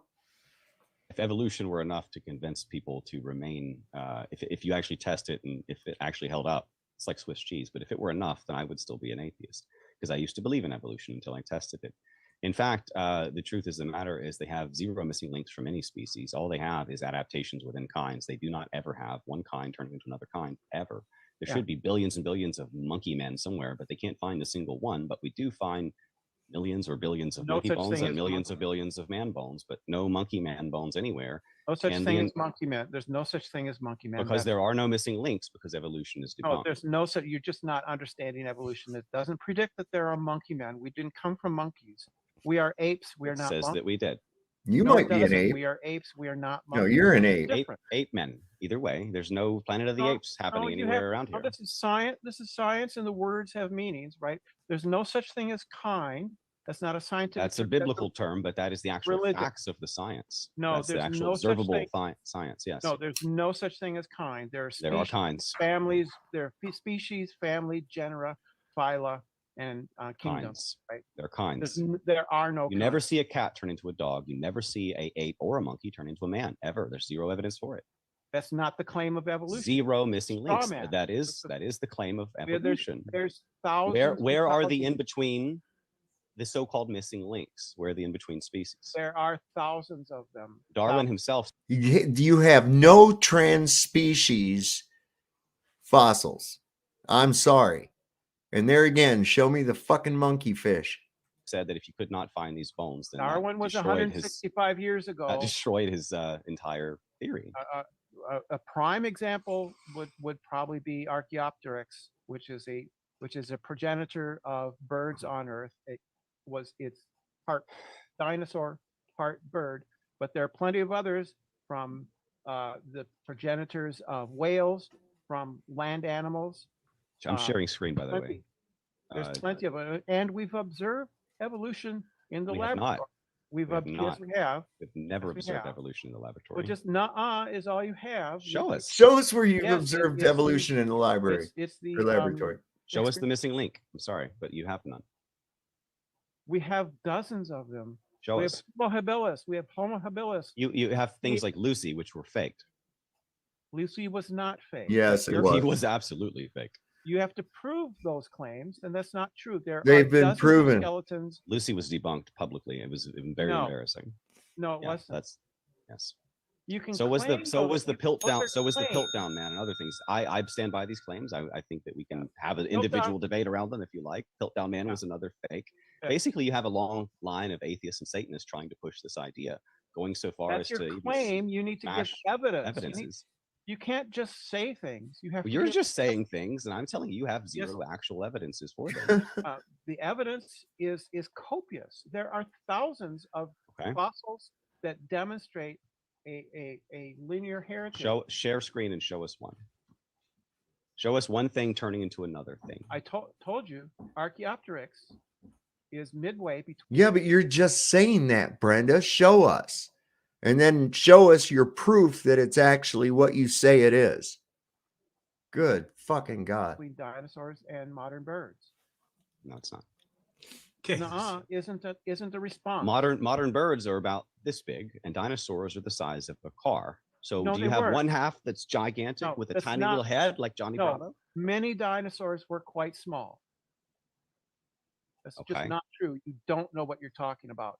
Fair enough, but Johnny Bravo still makes more sense than your logic. You do not have any missing links. Again, just is not an answer. So there's plenty of you're going to make me pull my evolution Archaeopteryx.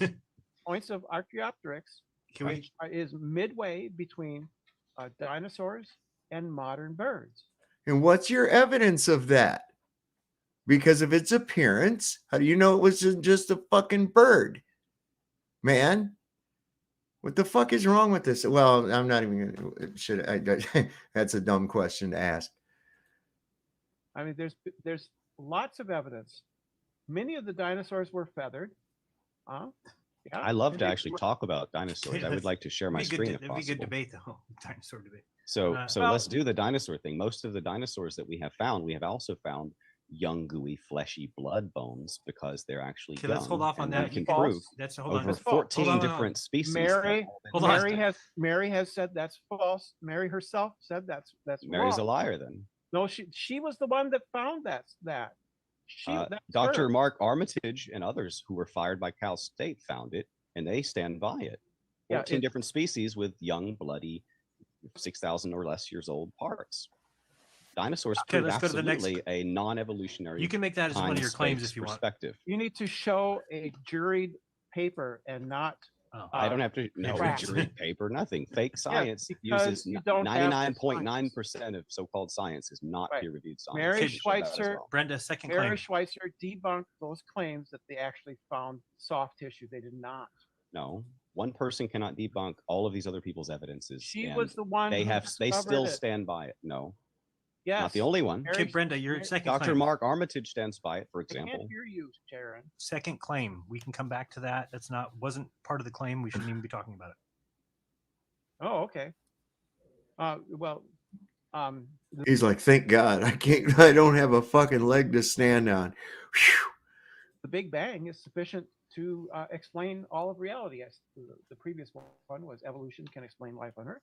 The Big Bang is sufficient to explain the existence of the universe. The Big Bang was a quantum nucleation event from the vacuum state, which is not a nothing. How in the motherfuck could you know that? Oh my God. And say that with such certainty and a straight face. You have got to be shitting me. Lawrence Krauss explained how to get a universe from nothing. Basically, when you have the physics nothing, which is not a philosophical nothing, but when you have a physics nothing, it can spontaneously. How do you have a physics nothing? That's just made up. How would you have a physics nothing? You mean in a mathematical theoretical formula? Sure. But they also extrapolate mathematics to think that the atmos of our world just feathers off to zero. Because they said, oh, it went like this from here to here, and it went like this from here to here. We can't really test any fucking higher than that. So according to this pattern, this just does that. Even though it's a physical fucking impossibility. These people, wow. Decompose into a universe. Nothing can become something. It's not a nothing. Nothing becomes something is what you're telling us. I'm literally telling you the opposite of that. You're telling us nothing doesn't mean nothing, and then you're saying that nothing I'm becomes saying something. I'm literally telling Technically. I'm literally telling you it's not a nothing. You're saying nothing is Hold on. not nothing. Let her and then finish her became claim. something. Dustin, let her finish her claim. You You're rebut just it after. misrepresenting. Go. It's Right? funny. I'm sorry, it's funny. Claim. Yeah, nobody cares. So it is a background vacuum state. It is not a nothing. It's not a philosophical nothing. I deny that, but I'm ready for claim 3.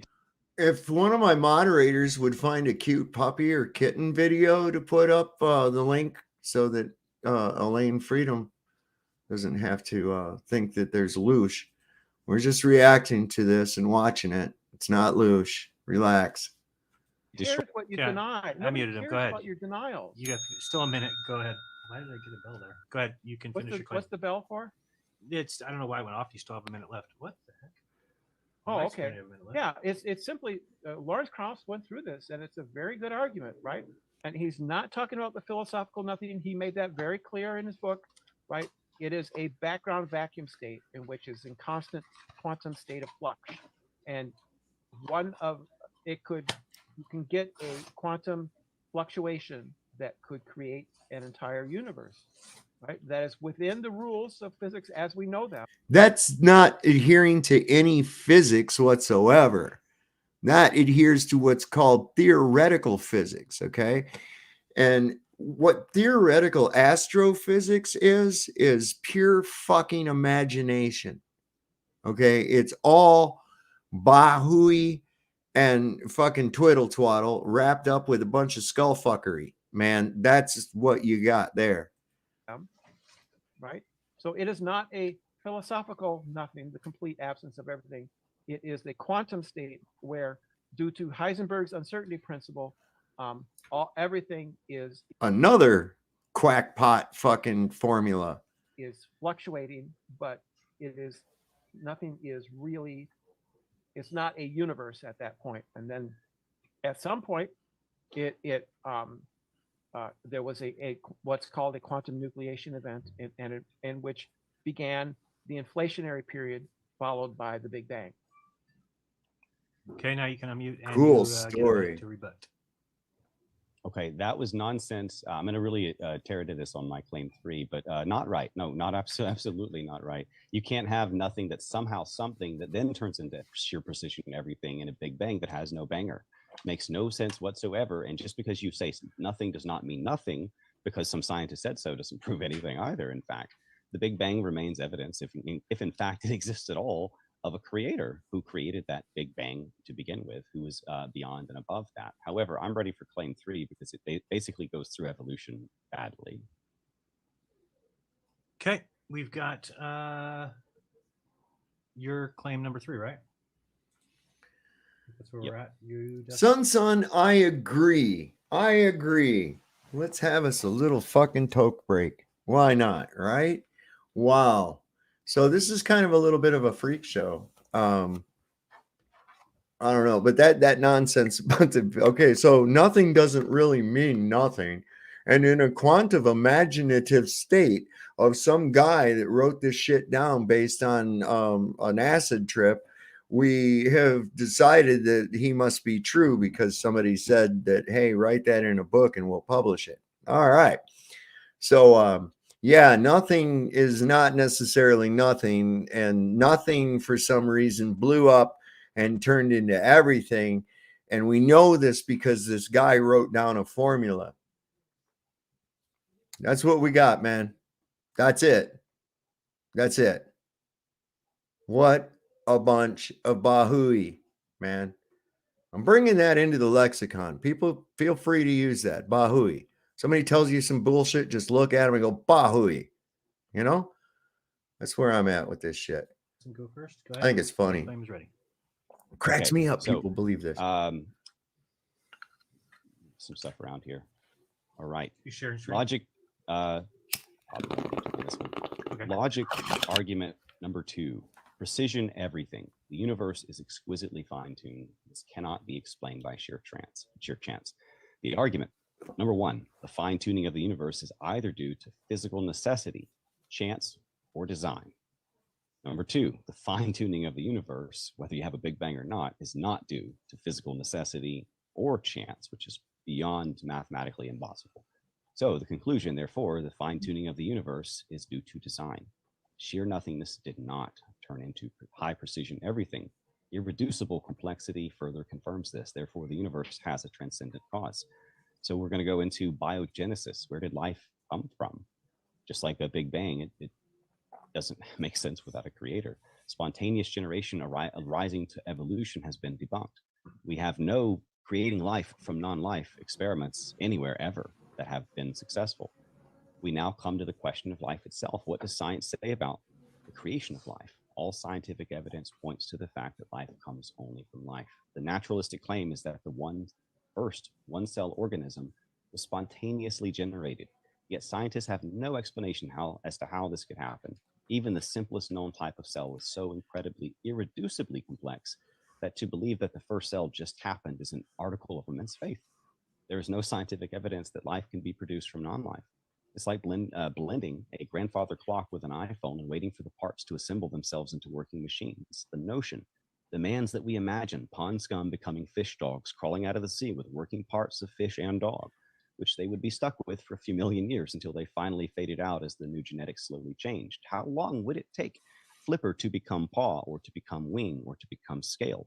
There's no evidence of this, nor the time for it to have happened. Okay, time, and you got a minute to rebut. I have to agree. It's an impossible timeline.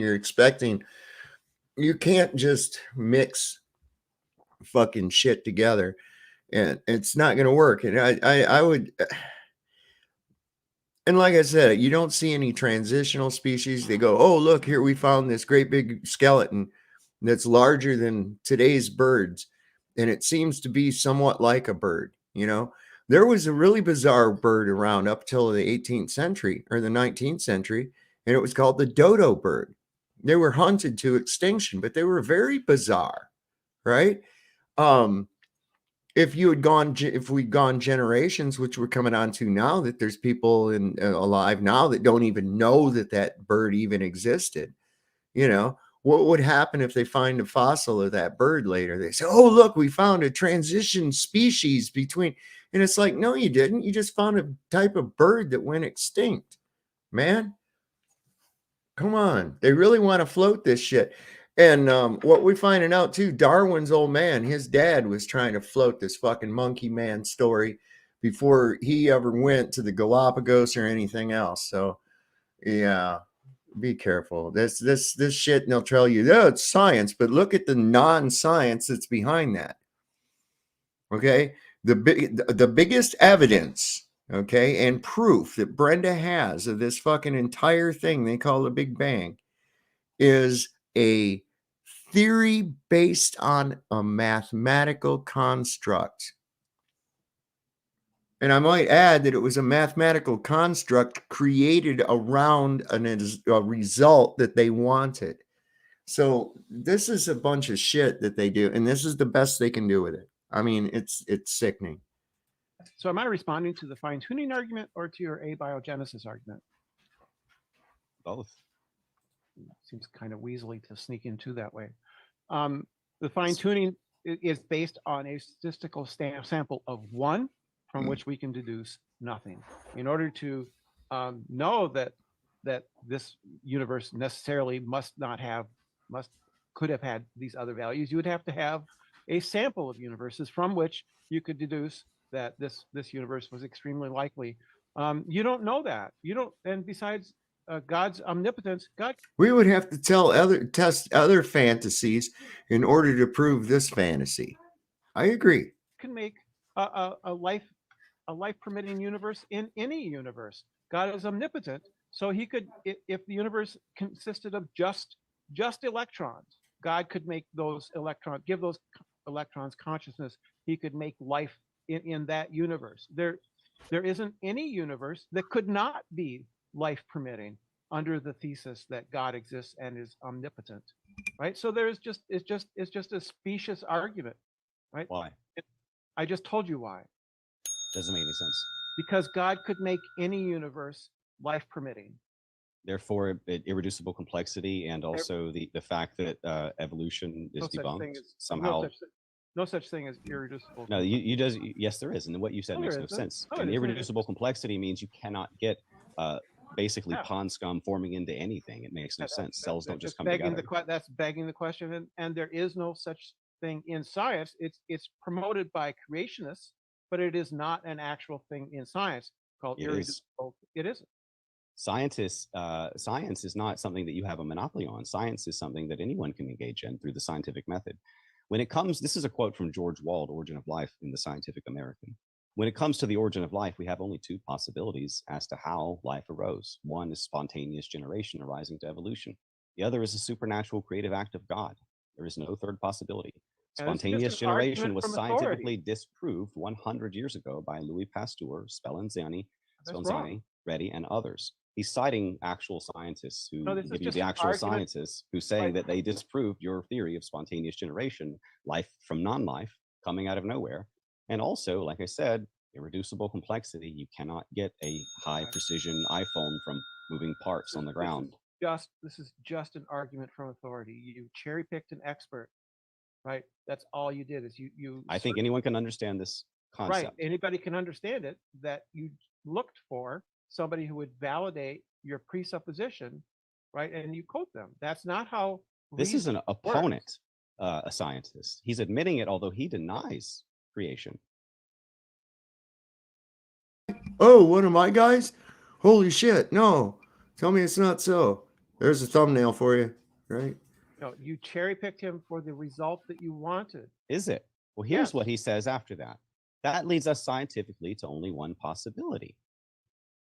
Possible conclusion, that life arose as a supernatural creative act of God. Yeah, that's your position. He says, I will not accept that philosophically because I do not want to believe in God.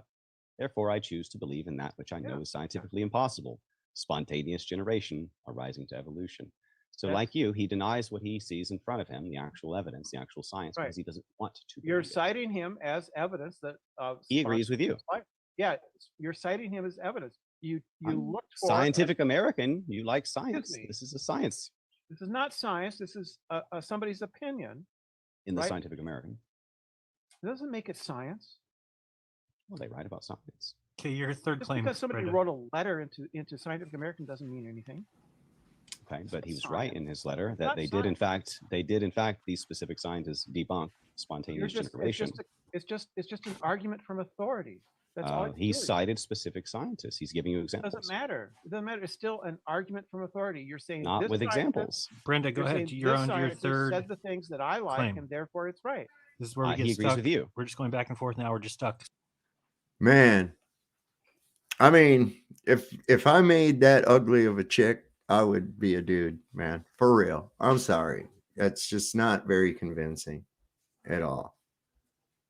I mean, I keep thinking of, you remember like back in the day when they'd have cops dress up like women so that they could, catch rapists and shit. That was like back before they really had any women cops. So they did that. I'm like thinking that every time I see this dude. I'm sorry. I mean, I'm not trying to disparage him, but I mean, it's just like, come on, man. So this is where we go to your third claim. Go ahead. It says a lot about why they're at that place,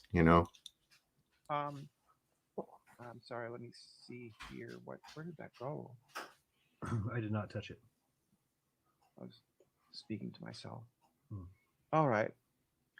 Because I've noticed that a lot of the people that embrace these ideals, whether it be homosexuality, transgender, a lot of these things, promiscuity, I don't care.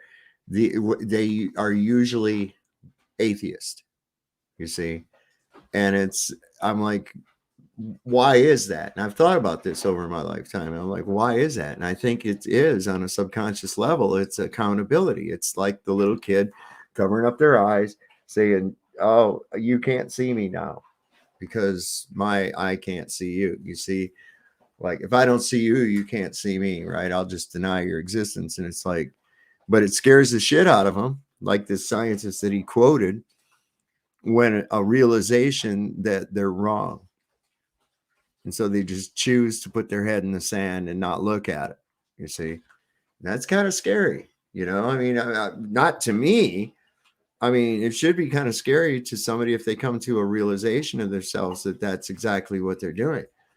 And I think it is. It's striving for unaccountability in order to continue doing things that you do. Now, that's just my opinion, but I don't know.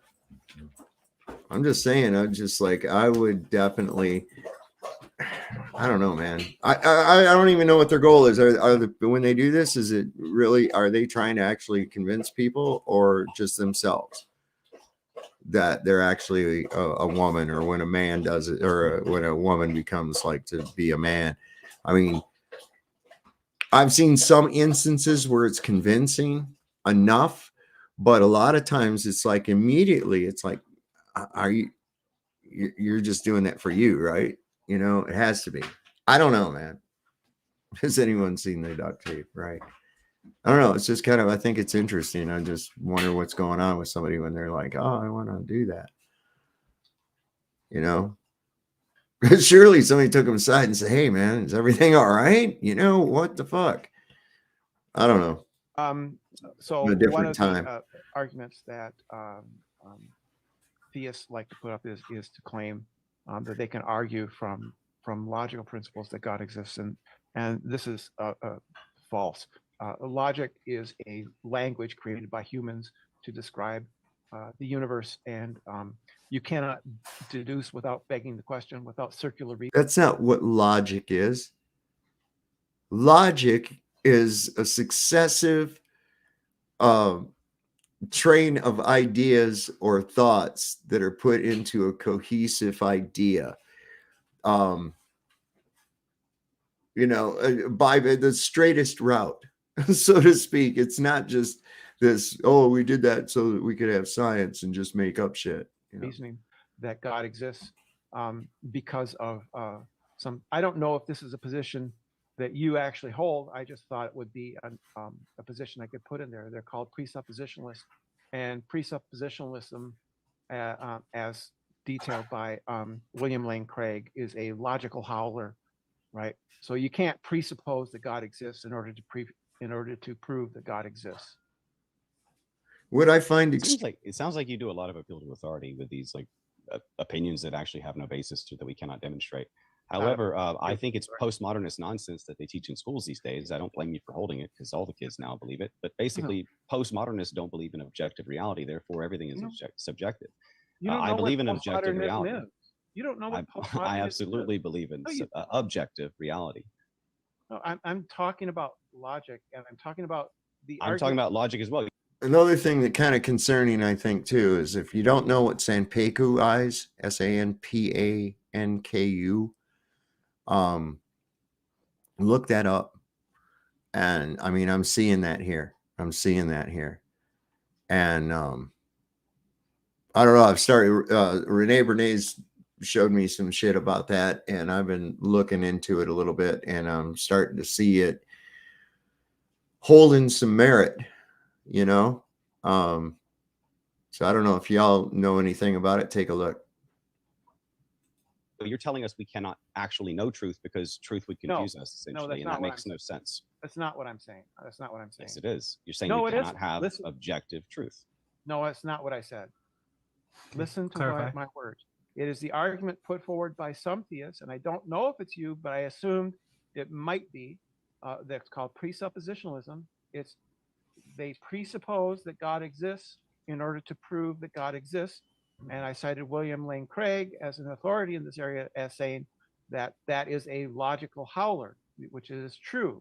It is logically fallacious to beg the question, to presuppose that God exists to prove that God exists.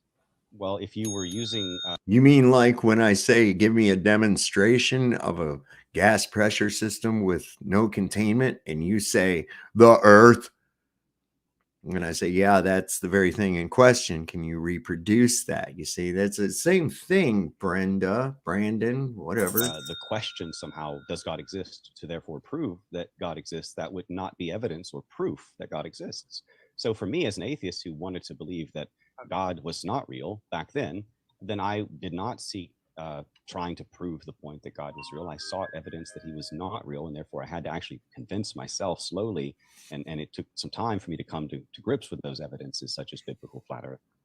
It was not something where I had to like beg the question to sort of get to the point. No, it makes no sense that you would need question, or that you would you're confusing question with evidence. So don't tell me what I don't know. You don't know what begging the question even means. You don't even know what postmodernism is. You have no idea what you're talking about. Begging you're using nothing but appeal to authority. Is Brendan? No, Jake. I'm pretty sure. I don't know. That would be fucking crazy if he was, man. But I doubt it, because, yeah. See, we're going to talk about that too, because you got to be careful, you know. Just because people are speaking truths don't mean they're always on the fucking legit. Because, you know, anybody can say anything objectively true, but when people use those truths and a following of people that want to hear those truths as a way to try to fucking manipulate and coerce people out of their hard-earned money, that's different, you know. And I'm starting to see that with the bear cult thing. I'm looking into some of that. It's like I said, I've been out of the Owen Benjamin loop for a bit, and when I saw that with Brian, I was like, what the fuck? Wait, what?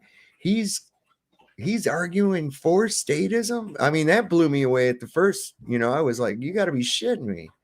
So I got to hear this, and then to see it that he went you know, off the rails like that. That was the post-op bear. Okay. Yeah, I guess I don't know if it is post-op, if he's post-op or pre-op, or it doesn't matter. I really don't want to think about it, man. It makes me draw my legs together. Begging the question is when one of your premises contains your conclusion. It's not asking questions. That's fine. Begging the question Begging the That's question not what it means. does not apply to this situation don't- because we're not using the don't know question what as you're evidence talking or about. proof. You don't know what you're talking about. You're It telling me means- that I can't have questions that then therefore It's not a somehow means question. evidences. It's not a Questions are not question. evidences. They're separate. Begging the question is not a question. It's when one of your premises contains your conclusion. And that's not what this is. I did not go into this That- seeking God. I went into this seeking to prove When- God wrong. When theists say that we presuppose that God exists, therefore did God not. exists, that is I did not say that. You're just Very well. arguing straw man with someone else. I don't know where you're going with this. You're just way off in the weeds, I guess. I don't know. Okay, we can do your third claim. Oops. Fourth. Thank you. Okay. I'm going to pull up an image real quick for this one. Okay. Okay. 4. Without God, scientism fails to comport to reason, logic, evidence, and the scientific method and historical investigative method, nor can it explain objective morality. A, without God, the Big Bang Theory implies that matter and energy came from nothing, which again violates the second law of thermodynamics, the first effect principle, first cause principle, all of it. B, without God, science's only explanation for the beginning of life is spontaneous generation, which is debunked. C, without God, science cannot explain how complex organs, which are irreducibly complex, could have developed. D, without God, science cannot explain the intricate design evident in every aspect of the universe, from subatomic to cosmic. Look this up if you don't believe me. E, without God, science cannot explain how natural laws exist. And F, without God, science cannot explain the existence of moral and altruistic behavior. Without God, moral values have no objective basis or foundation in reality, yet objective morality clearly exists independent of mere chance and Darwinian survival of the fittest. We're not just out there trying to kill everybody to get ahead. We're doing things that sometimes hurt ourselves to help others. Compassion, empathy, these things are not Darwinian logic. A, the argument. 1, if God does not exist, objective moral values and duties do not exist.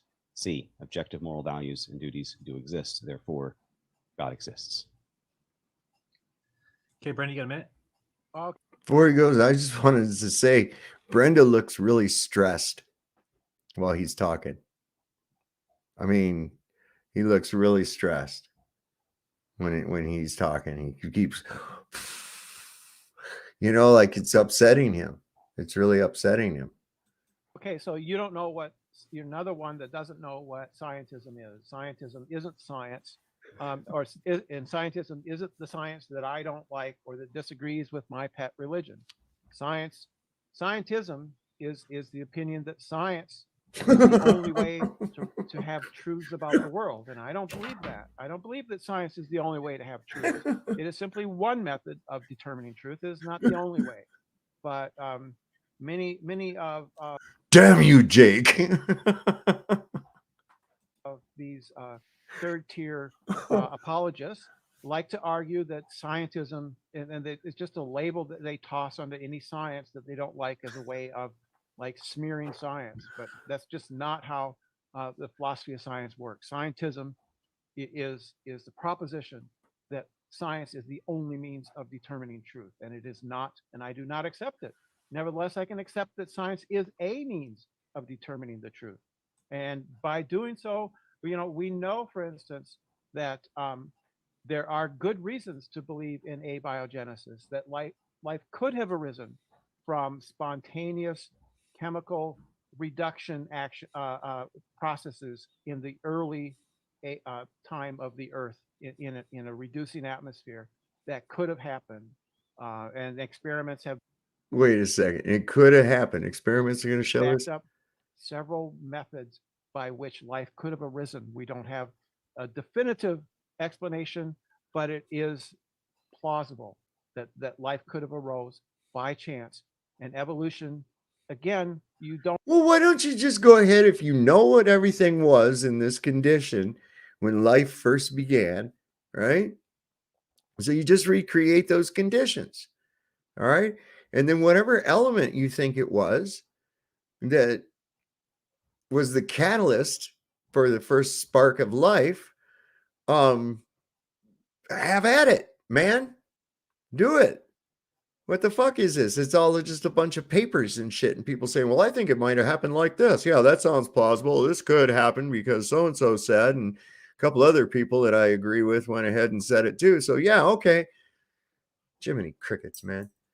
Don't understand evolution. You don't understand natural selection. It isn't like the individuals, sprouting legs or sprouting wings. Evolution is a logical consequence of population genetics. It has nothing to do with the individual. It has to do with the population itself. Okay, you've got a that was your last one. I think we're done. You did your fourth claim? Yeah. Okay. I get a rebuttal there. Oh yeah, your rebuttal. There, that's what we're missing. You got a minute? Go ahead. Okay, so first of all, I do I get a final rebuttal, by the way?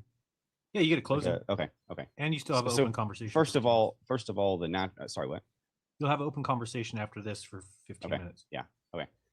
The naturalistic claim is that the first one-cell organism was spontaneously generated, yet scientists have no explanation as to how this could happen. Even the simplest known type of cell, as I said, is so incredibly irreducibly complex that to believe that the first cell just happened is an article of immense faith.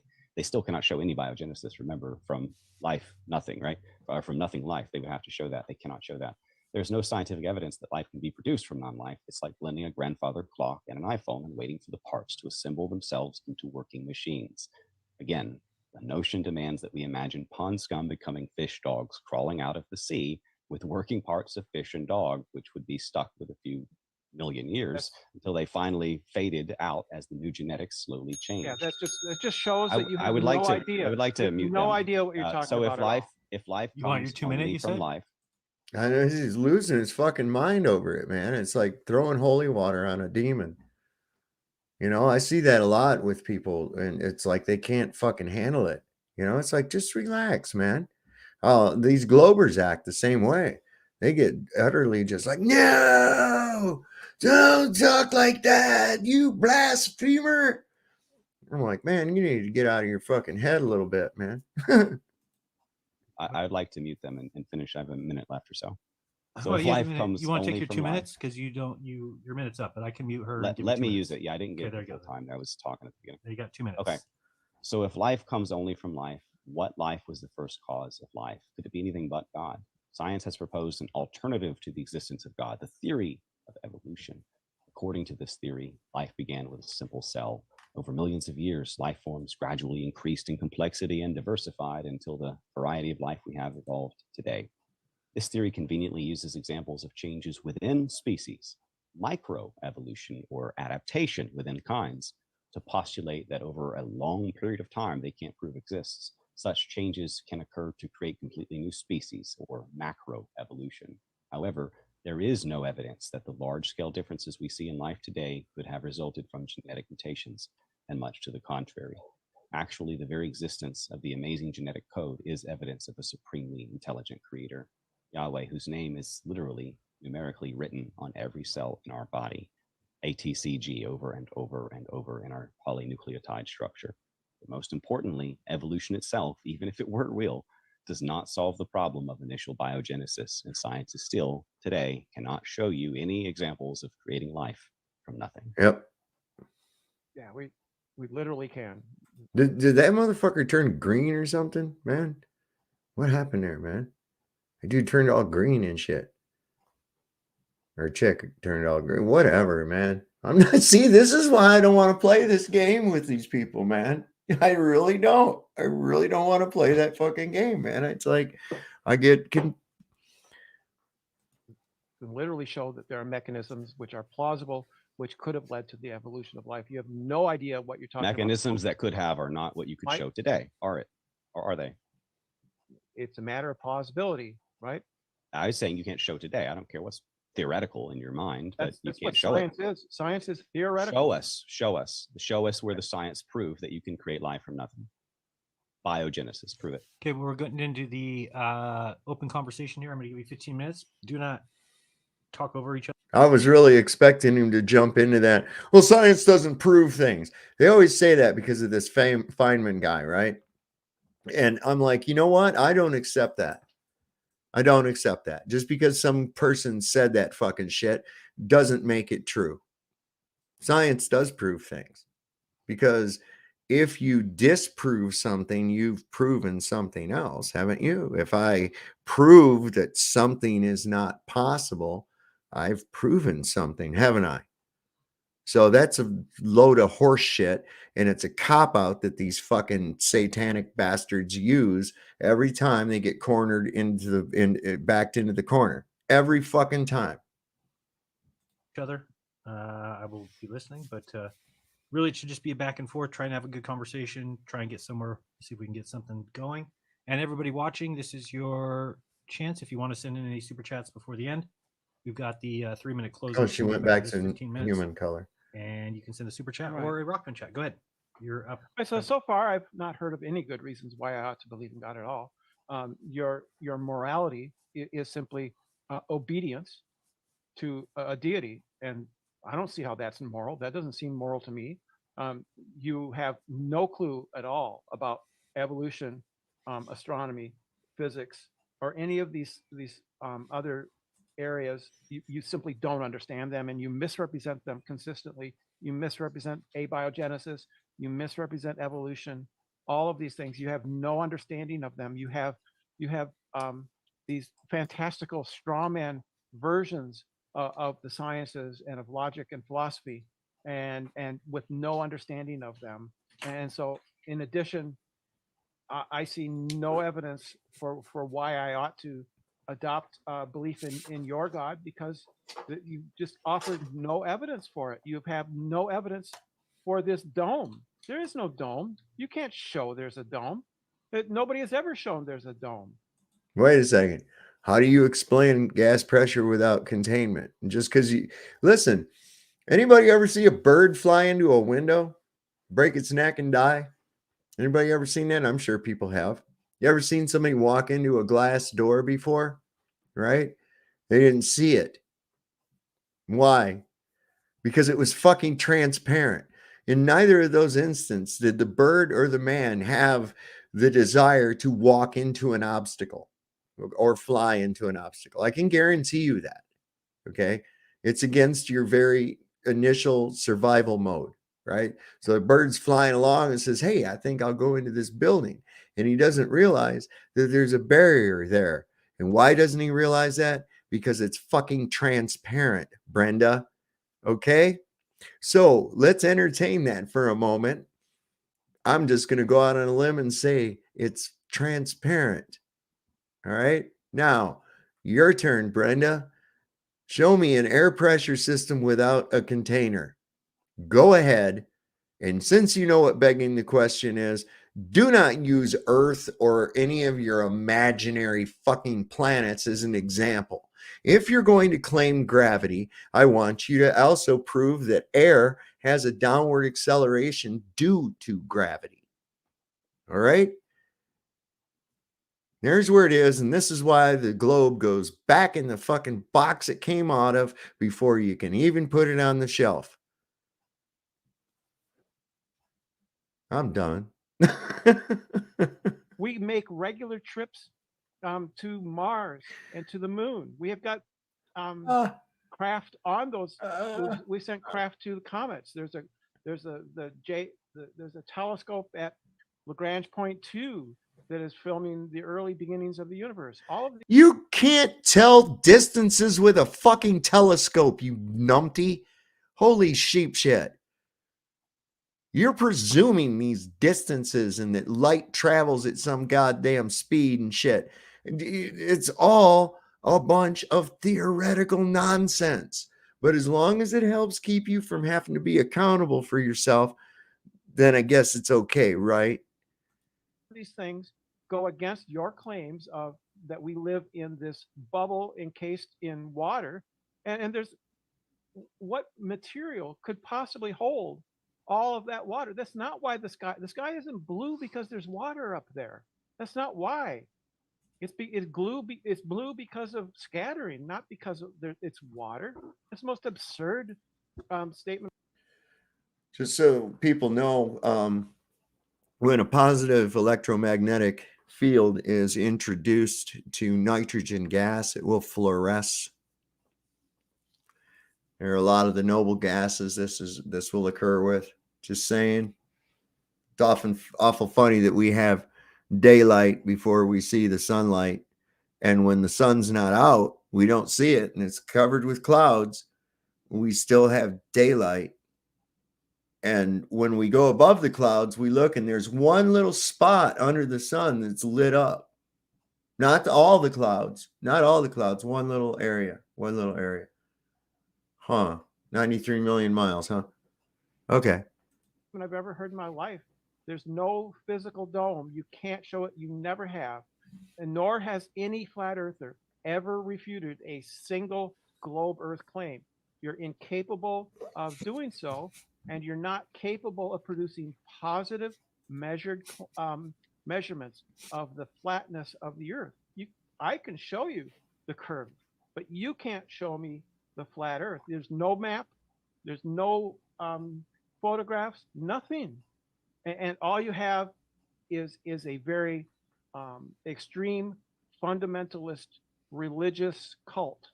And that's what flat earth has become. It's an extremist religious cult. It is not science. It is not facts. It is nonsense. Wait a second. We point out the very non-scientific method in which your belief system has come about. Brandon, you want to tell me the science involved with your determination of gravity, and then how you were able to be so sure of this that you were able to prescribe these properties to other things you saw in the heavens, right? And then, of course, when that shit didn't work out for you, you had to come up with this idea of dark matter, and that's like my analogy with the checkbook. I got $360 fucking deposits showing in my checkbook, but the balance says $2 million. So it doesn't mean that my math is off. It means that I have dark money. Okay.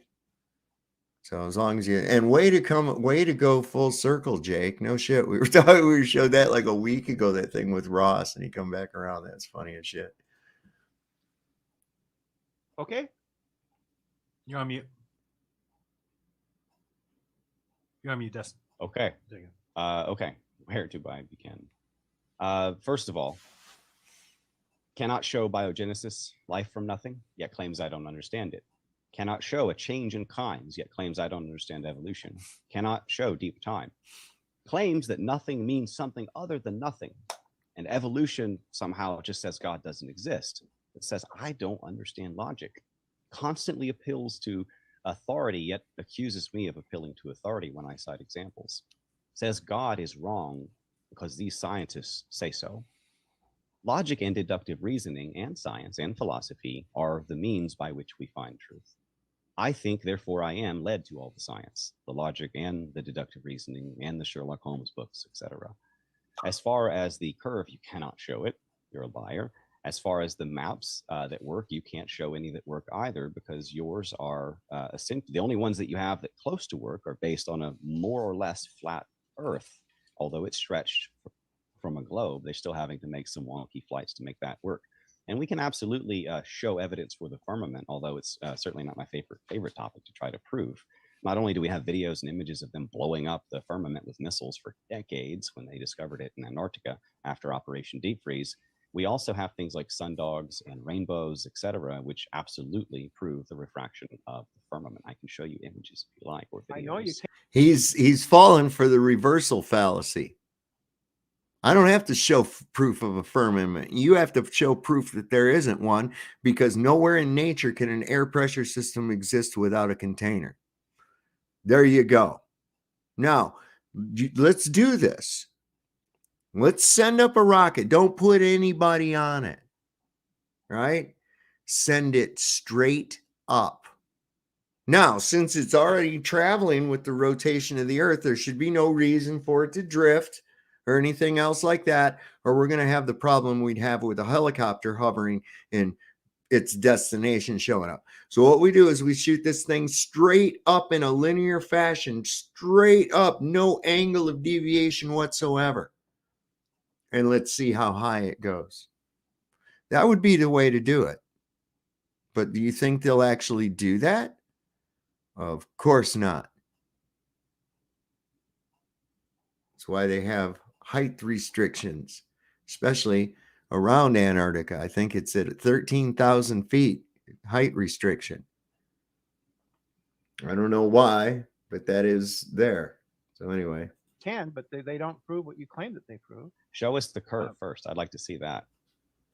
The ships go over the horizon. Oh my God. No, they don't. You zoom in, they're still there. They come back. No, the ones that don't come back when you zoom in. No, they come back when you zoom in. No, every they time. don't.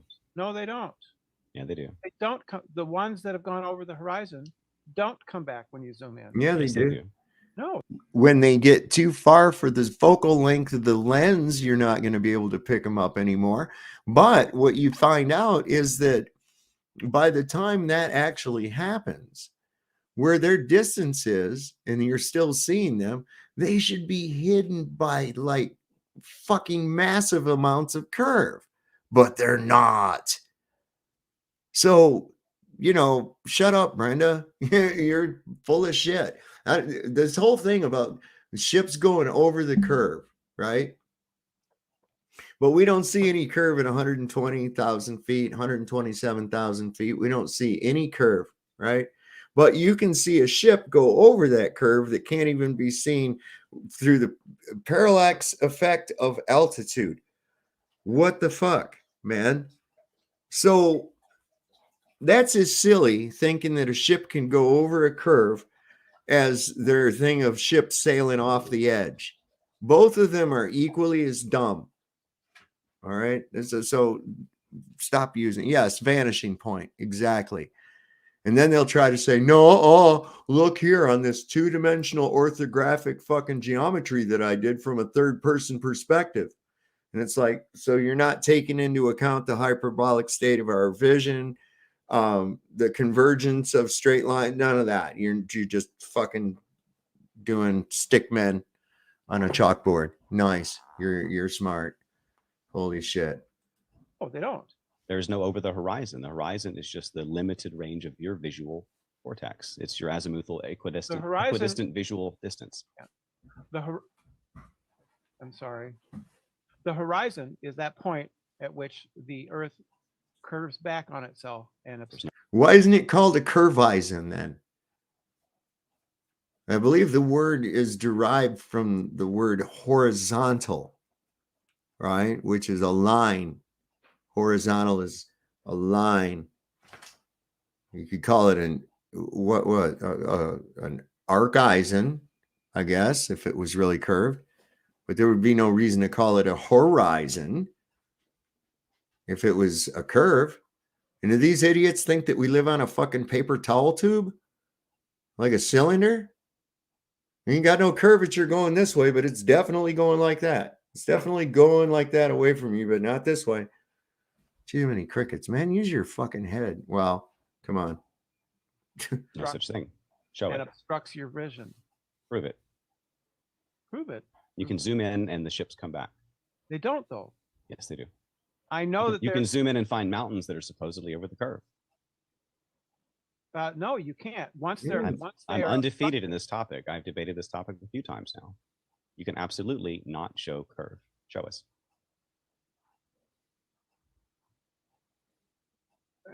Let me see here. That's not the one I wanted. That's never is. And you have to share your screen. You're not sharing, by the way. Yeah. So God says there's a firmament.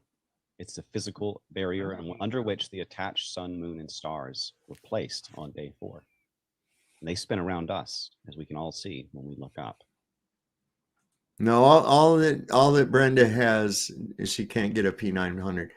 Brenda has one of those little Barbie dream phones, you know, that you can, a little flash cube that turns with a little picture on it and shit every time. I suspect.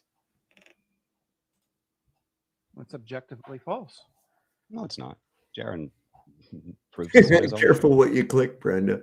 I always love it when they're like Gummy anti-flat bear. Earth, but you're like a Be flat earther. nice. Anyway, no, absolutely not. I It's don't have- it's I the don't have a demonstrable problem. evidence. You can't show any curve. We can show tons of flat all over the place. Mountains that shouldn't be able to be seen because they're supposedly over the curve. Cities that shouldn't pop up like Chicago because they're supposedly over the curve. You know, there's just Yeah, these people want you to think that like somehow refraction can take an image and lift it up like 60 miles and shit. You know, and oh, okay. Now I do have an interesting little demonstration I'll show you here in a couple minutes when we get done with this. I got this thing today and I made a video. It's a short on my channel. A thing called a miroscope. And this thing is really fucking cool. I sent a little video of it to a couple other people and shit, but it's really cool. It's 2 concave mirrors. So imagine like a little flying saucer, but the whole inside of it is mirrored, right? And there's a hole in the top. And I can place something down in the bottom of that bottom piece. And then when you stand back and look, you see the thing is sitting up above the thing like a hologram. And you can walk all the way around it. Now, the interesting thing is that what you're seeing, that image is actually reversed. Like if I got this little frog and I had the frog facing away from me when I put it in the dish and then put the lid on. And then that way, when I stepped back, the frog was facing me. This thing is really trippy, man. Really trippy. I love shit to do with optics and stuff. So I'll show it to you here in a little bit. Yeah. So these windmills are over the curve. They are obstructed by the curvature of the earth. That is why you can't see the base of the windmills, right? This is curvature. This is what it looks like when you're on a curved surface and you have distant tall objects that are partially obscured by the curvature of the earth. This is what curvature looks like on earth. First of all, it's a completely flat water. Secondly, this doesn't prove anything. First of all, those things are, if they're even still that close, because they're almost the exact same size as what's in front, would be way higher up. So this is photoshopped. Why are there a bunch of ones that are almost the same size but are way shorter? Like because they're further away. Then they would be smaller because of perspective. They are smaller. But not that one on the right there on the bottom right corner. That thing's almost as big as the one in front of it, yet it's a midget. This is photoshopped. That's just a nuh-uh. This is not photoshopped. Nuh-uh. I think nuh-uh. I thought nuh-uh wasn't a good enough argument. They're not even showing anything, are they? You said earlier. That's what you're saying right now. Is you just said nuh-uh, didn't you? Nuh-uh. As I said nuh-uh as nuh-uh. No, yeah, you're very triggered. So the left to right. I'm just having fun with you. I don't care. Flat Earth stuff. So the left to right here is not the curvature I'm talking about. I'm talking about front to back. Yeah, I know you are, because it still doesn't prove what you're saying. Doesn't he realize that it has to go in all directions? I mean, if you're out in the ocean and you're on a globe, right? There should be curvature in all directions. In fact, if there were 2 boats sitting out in the ocean 1 mile apart, both of them would be at the highest point. They would both be at the highest point. You see, because it's a circle. That's what they're saying. But because of that, you have obstructed view, because we view things in a linear fashion, right? And so what he's trying to think is that what you're seeing, the horizon, is a tangent point on a ball. Tangent point isn't real. It's just a spot.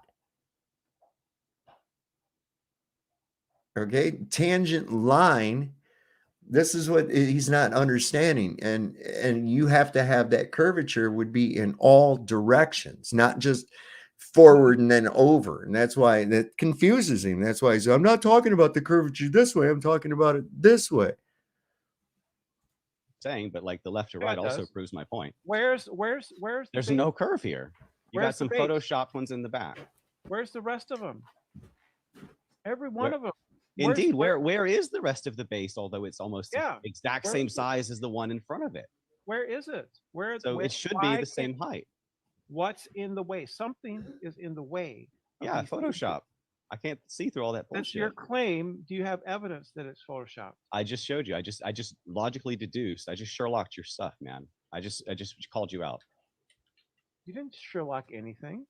Look at it. I just told you. If that thing in the bottom right corner or the one on the very left were indeed, because they're almost the exact same like circumference as the ones in front of them on the forefront, if those were as big as they are from our perspective, that close, then they would be much taller. Now that one on the second from the left, that one's more convincing. That thing looks like it's just so far out there that like it's just gone over the curve. No, but you got caught because you just did some Photoshop stuff. No, this isn't Photoshop. So if the Earth was flat, you could see where these go into the surface of the water. The bases would not be obscured. There is something in the way. What's in the way is the Earth itself. The Earth is in the way. Because I can show you how a 3-foot wave can obstruct a 25-foot object very easily. Okay, I'm going to show you something. What happens when you zoom in with a camera, okay, to look at a distant object? You're zooming in everything. Okay, not just the target, everything. So I'm going to show you what I mean by this real quick. All right, so right here we have my thumb, right? My thumb does not cover my face, does it? Nope. But watch what happens. Watch what happens. Watch what happens. Look at there. Now my thumb can cover my face. You see? So a 3-foot wave can obstruct a 25-foot object in the background of it just being in the foreground. It's not real difficult to understand. It's not really, yeah, magic. Exactly, Cubby Bear. It was magic. That's what I did right there. Preventing us from seeing the rest of, and I could show you others of just the sails of a ship. I could show you partially hidden buildings, high rises that are partially hidden behind the curve. This is an example of something that How about my turn? Let me share. No amount of zoom will bring back the rest of those windmills, right? What you were referring to before was a straw man. This is fake. You straw manned me earlier. You did it. You can claim, and then you like realized it, backed off. You can claim it's fake, but you can't show that it's fake. I just deduced and showed you through logical deduction how Give I me the numbers. What are the numbers? What are the numbers? Okay, just compare the forefront to the one on the far right. Show me the one behind it, the one on the front. Well, it's perspective. I don't have the numbers. Jaron's the math guy. But let me share screen and I'll wow you. Okay. Oh, okay. I can stop share. I'm not a math guy. Right. I don't ever say that. Again, by the way. You're totally the math guy. You're the math guy.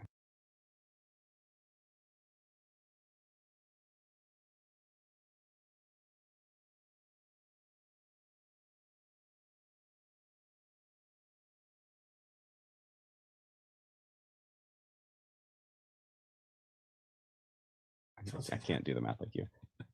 Okay. Okay, so I'm going to try to zoom in here. We'll go through a couple different points. One, if you see up here, very, very, very close on this one. How does a sunset work if the Earth is flat? It looks just like lights going down a far hallway. They seem to disappear.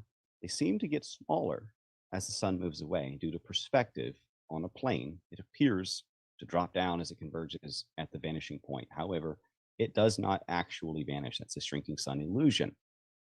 The coin does not disappear over curvature when the table is flat. As you can see right here, as this example shows, neither does the sun. It just gets further and further away. It looks like it's gone. That coin just is gone over the so-called horizon, but in fact, it's your perspective. And this is just a little table a couple feet away. Oh, the hallway lights one that was up above. You show that. My turn real fast. I'm going to go through a few real quick, then we'll go back if you want. Moonlight test results. The moon actually is colder. The cold light from the moon is proof that it's not reflecting the hot light of a sun. And in fact, it is not a physical object. It is a partially translucent object that always shows the color of the sky behind it. I really want to dispute that. I bet you do. Did we You get wanna it? go You through you the had like whole 5 thing? minutes, You man. can- I but need you a can chance. call your 2 You're minutes. dish galloping. You had a whole lot of time. I need a chance. You have your 2 minutes too, Brenda, whenever you want to use it. Okay, so I'm not gonna pull that. intelligently designed luminary. You can see through the celestial objects like the moon and the stars. I wouldn't suggest tracking the sun because it'll hurt your eyes, but you can do that too if you want with cameras. The idea that this is caused due to a yearly wobble is insane. It's perfectly in precise alignment every single time. In fact, you see the stars circle above us every year. And I'll give you an example, and I find it right here, the Big Dipper. Boom, that's the Big Dipper every year circling above us perfectly in a circle. North Stars. Okay, there's also all kinds of examples where we can debunk NASA and their fake science. We can debunk Newton. He didn't even believe in gravity, nor did he want it ascribed to him. He thought it was so stupid. In fact, he says, so it is to me so great an absurdity that I believe no man who has in his philosophical matters a competent faculty of thinking can ever fall into it. Gravity must be caused by an agent acting constantly according to certain laws. He wasn't talking about the laws of gravity. He was talking about a general theory. He didn't want it ascribed to him. Yeah, he didn't want a general theory ascribed to him, but he was embarrassed of gravity. Right. No, the laws of gravity he believed in. He didn't believe in a general theory. There's a difference. He believed that you had to show a law, show a mechanism, or it was stupid. And we never showed a mechanism. There's no mechanism. You don't know the difference between a law and a theory, do you? Read the full quote. I know do. the difference between a scientific law and a theory. We're going to read the full quote to understand that he was embarrassed by having something that has no actual agent working against other bodies. Now, there's no actual agent. So gravity is, of course, something. Now, see, this is bad because now what's happening is that Dustin is attacking her gods. You see? Because in the religion of scientism, the heliocentric bullshit, right?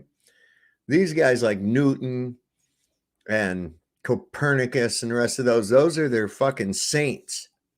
Okay, those are their saints. And they have graven images of them, just like the Catholic Church does, right? And little coins and pictures. And we got one of these guys is so into it. He's got these people tattooed on himself. I mean, he's actually got other men tattooed on his body. But anyway, so what's happening here? She's really getting bent out of control because of the fact that, oh, now you're attacking my gospel. Oh no, can't have that now. Thing that he would be embarrassed by. He No, says, he wasn't embarrassed by he gravity. says, quote, "'Tis inconceivable that inanimate brute matter should, without mediation of something else which is not material, operate upon and affect other matter without mutual contact, as it must be if gravitation, in the sense of Epicurus, be essential and inherent in it." And this is the one reason why I desired you would not ascribe innate gravity to me. The difference between the theory and a law. You don't know the difference between theories. Laws are, in fact, theories until proven No, they're otherwise. not. They are not. A law is not a theory. Well, gravity is still a theory and not a law. There are both. There's no law of gravity. It's a theory. Absolutely. No, there's not. Newton It's fake math. It's fake math. What do you mean it's fake math? It's fake math, and that's why they had to come up with dark energy and other stuff like that. You don't like I like that though, because then now I got dark money in my bank account, and so I'm really a lot more rich than I thought I was, because I got like close to $2 million in fucking dark money. So hey, it can happen. It was fake. It does not actually work. Yeah, it does. No, it doesn't. Gravity just leads to the math crushing the entire universe. So they had to come up with dark energy and all this other nonsense. Right. So it's just fake.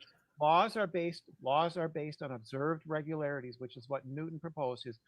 Laws are observable and repeatable and testable and reproducible. Right. Gravity is a theory. They're not theories. There's a law of gravity and theories about gravity. Einstein has a theory of gravity, and Newton proposed laws of gravity. But if the law of gravity is based on a theory of gravity, it can't be a fucking law, dumbass. He distanced himself from the theory of gravity at that time, which would have, because it was nonsense. Right, because it would have required instantaneous communication at action at a distance, which Could he be both, rejected, which Chronic. Einstein rejected. Because they can't prove gravity, therefore he did not want it No, we associated with can him. prove- Gravity is the answer for everything the we official can experts prove- can't explain and doesn't make sense on the spinning ball Earth. Galileo. How does the Earth orbit the sun? Gravity. Why do we stick to the spinning Yeah. ball? Gravity. Why doesn't the water fall off of a ball spinning 1,000 miles per hour? Gravity. Why does the moon orbit the Earth? Gravity. Yeah. What causes the tides? Yeah. Gravity. Why do the wandering stars called Newton. planets move in relation to the fixed stars of All constellations? right, we did. Gravity. Did you ever notice the drawings and Very compasses of triggered. ribbons of Very data triggered. or pictures of big? You're the one interrupting. We did No, well. Pictures Though. I of mean, big we, balls called planets have the Gravity- same names as Roman and Greek deities such as Mercury, Settle- Mars, settle Jupiter, yourself down. Neptune. Okay, stop interrupting. Stop. We're done. When We're done. when Time. people say gravity is the Time. cause of it, they may as well say God is the cause of it. I was The gonna belief in say, we- gravity does not have anything to do with science. Stop. Gravity Done. is an observed phenomenon. Okay. Jaren's like, can I have my fucking show back, man? You know? Okay, stop. We're done. Let's go to your closings, and I think Dustin, you're going to Gravity. go first. Right. Gravity is an observed phenomenon. It was observed by Galileo and first observed and noted by Galileo, upon which Newton built his observational laws. And he did not propose any generalized theory of gravity because that would have required spooky action at a distance, which both he and Einstein reject. Einstein explains gravity. His general theory of gravity explains it. As far as the rest of this, I still have nothing. What the fuck is wrong with her lips, man? Looks like it's all chapped up and shit, don't it? A little bit of chapstick on there or something, man. Heard nothing from Dustin. Okay, well, you're But- not. You can say that in your closing. Go ahead, Dustin. You got 3 Is that minutes. what we're doing now? Yep. Okay, then here we I go. thought- Evidence. What did I you like think? Hold on. I want to evidences. make sure she. What did you think? What? You said you thought something. I don't know. What did I you thought think? we were summing up. No, we're doing our closing, so we got 3 minutes. Oh, okay. You can begin when you are ready, Dustin. Go ahead. You can share screen or no? Oh yeah. Okay. Here we go. Okay. Go. So first of all, Newton stole the idea of gravity from the emerald tablets of Hermes or Thoth, which he diligently translated and was obsessed with, as he wrote thousands and thousands of pages on alchemy and died drinking mercury. He was himself an occultist more than a scientist. But here's how it basically went down. Boy, you know that's a guy, right? I don't want to see you end up in some kind of a crying game situation, bro. Newton, as well as Galileo, were basically occultist psyops. Newton made up gravity. Later, they realized the calculations all lead to a giant singularity where all of the universe gets squished into oblivion. Basically, a black hole gets the whole universe. To counter that, they made up dark energy, which is basically anti-gravity. But then the calculations now showed everything will move away from each other until dark energy rips the very fabric of outer space. So to balance both, they made up dark matter to hold gravitons and dark energies together. It is one big imaginary psyop after another. And we give them billions of dollars every year to psyop us and lie to us and convince us God is not real when they have zero actual evidence of a planet Earth being a globe. No images. You can't show the actual curve without Photoshop. Newton didn't even believe in gravity, but he wants you to, apparently. And, like I said earlier, just look at the contradictions in this debate. Cannot show biogenesis. Life from nothing claims I don't understand it. Cannot show a change in kinds. Claims I don't understand evolution. Cannot show deep time. Right. Claims nothing means something other than nothing. And evolution and says I don't understand. Evolution debunks God and says I don't understand logic after thinking nothing, something other than nothing. Never said that. You're Says, just says a God. liar. You said a said liar. nothing. Says God is wrong because these scientists are right. Logic and deductive reasoning and philosophy, again, are the reasons, the means by which we find truth. And I think, therefore, I am led to all science, logic and deductive reasoning, Sherlock Holmes books, like I said earlier, etc. So we can deduce, we can use logic, we can use science, we can use evidence and the historical method to actually come to truth, and that leads us to God. No matter where you go, no matter which science you go down, no matter which historical conspiracy rabbit hole you go down, every single one of them leads back to God. Okay. Thank you. That was your closing. And now we've got, oops, I'm sorry. I accidentally muted you again. I meant to hit unmute. Let me hit it again. There you go, Brenda. All right, Brenda, you No got big deal. your 3-minute closing. When you're ready, go ahead and I'll start the clock. Show some of the things you asked for because the things you show are straw man versions. Oh, and shit. I correct you on those, saying that you are incorrectly representing my position. but you simply ignore that and repeat them, which is dishonest, right? You gotta lie to be a flirt. You gotta lie. You misrepresent what I say. You misrepresent the science. You don't understand evolution. You don't understand any of these things. You have your own narrative, which is a false narrative. Wait, I agree. I don't understand the shit you were trying to put out there either. In other words, I don't stand under it. I have an understanding that it's wrong. And I have an understanding of what this wording that these people use, man. And I'm wondering what the fuck she keeps picking in her lips and shit, man. She's nervous as a whore in church. And what the poor thing needs to calm down. Which allows you to justify the belief in this flat earth cult, right? So all of the things I said are in fact true. Evolution I got one of those. Is true, right? There are good reasons to believe in abiogenesis. The universe is in fact 13.5 billion years old. All of these things are true. And nowhere in this have you given any good reason. Oh, rainbow. All you've done is misrepresent and misapply the sciences. You lack understanding of the science, and so I see no reason. You seem to think that there's such a thing as objective morality, but there isn't. You haven't shown that. You just appeal to God. Whatever, if God says it, it must be right. That's not objective morality. That's subjective morality. That's and none of the other things that you've shown. You've shown a disturbing trend towards really extreme conspiracy theories that are just going to backfire on you eventually over time. It's really bizarre. It's really bizarre. I see now that that's ironic. Flat Earth is really a. This is why you have to. This is why Flat Earth has to hold itself into these enclaves, into these echo chambers where you don't allow. I know that you complain about globe earthers not talking to you, but the truth is that you hide away in these little echo chambers because the Flat Earth cannot survive the light of free inquiry and free reasoning. You can't handle it when you are exposed to actual science. Holy shit, this is the biggest amount of projection I've ever seen whatsoever. And incidentally, when I was coming back down the hallway, I tripped over that fucking column of air that McToon left in my house. Stupid motherfucker. Real dialogue, to real debates where it is not the flat earther screaming and shouting and muting Jaron isn't doing this, but certain others do. Screaming and yelling over other people. You can't survive in the free marketplace of ideas. You have to be in these artificial, hermetically sealed debating societies where you simply. That's not true at all. I tell Globers all the time. I ask them motherfuckers on Facebook, Twitter all the time. Come on my show. Let's talk. Bring what you got, man. Let's talk.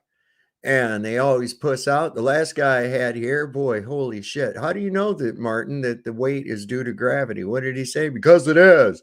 All right, Fred Flintstone. You win and, fucking center circle gets the square. I mean, good God, dude. When you pin them down to the science, when you pin them down to the physics, and don't let them use their fake space bullshit, because it's like Lucky Haskins always says. He says the only thing they got, and I agree, man, is fake space and mockery. When you have to hold them down to, all right, wait a fucking minute here. Let's look at this thing right from the get-go, right? Well, right off the fucking bat, you find physical impossibilities that have just been glossed over in order to give you more physical impossibilities. Well, wait a minute. We got to get past these before we start talking about your planets and fucking stars, because this is bad too. You're telling me that a ball of hydrogen somehow collected together in a fucking void for no reason whatsoever against all the behavior of gas anywhere in history, these somehow atoms of hydrogen had fucking gravity and pulled each other together into a massive gargantuan ball, and it collapsed in on itself and became, I mean, how in the fuck could you even entertain such a stupid idea? And then even give like, oh, and we know this because of science. Really? That's dumb. There was no science involved with that. That was just somebody making a wild ass fucking assumption about something and building a story as to why their assumption was right. It's dumber than hell, man. Reinforce each other's delusions. And that's really all there is to flat earth anymore. It is objectively false. Okay, thank you guys very much for the debate. Hopefully you guys had fun watching that one. Thanks, Jaron. Yep. This was good. This was good. I enjoyed it. Let's check the No, there's no hard feelings or anything. No, it was fun. I had a good time. Yeah. Let's check the super chats. I don't know if there's any. There wasn't a second ago. Let me check now. Oh, there's one on Rockfin. Tony Coriolis in the house. Tony, how are you? He says, in 2014, the Go Fast rocket went 73 miles up, then stopped. Why did it stop?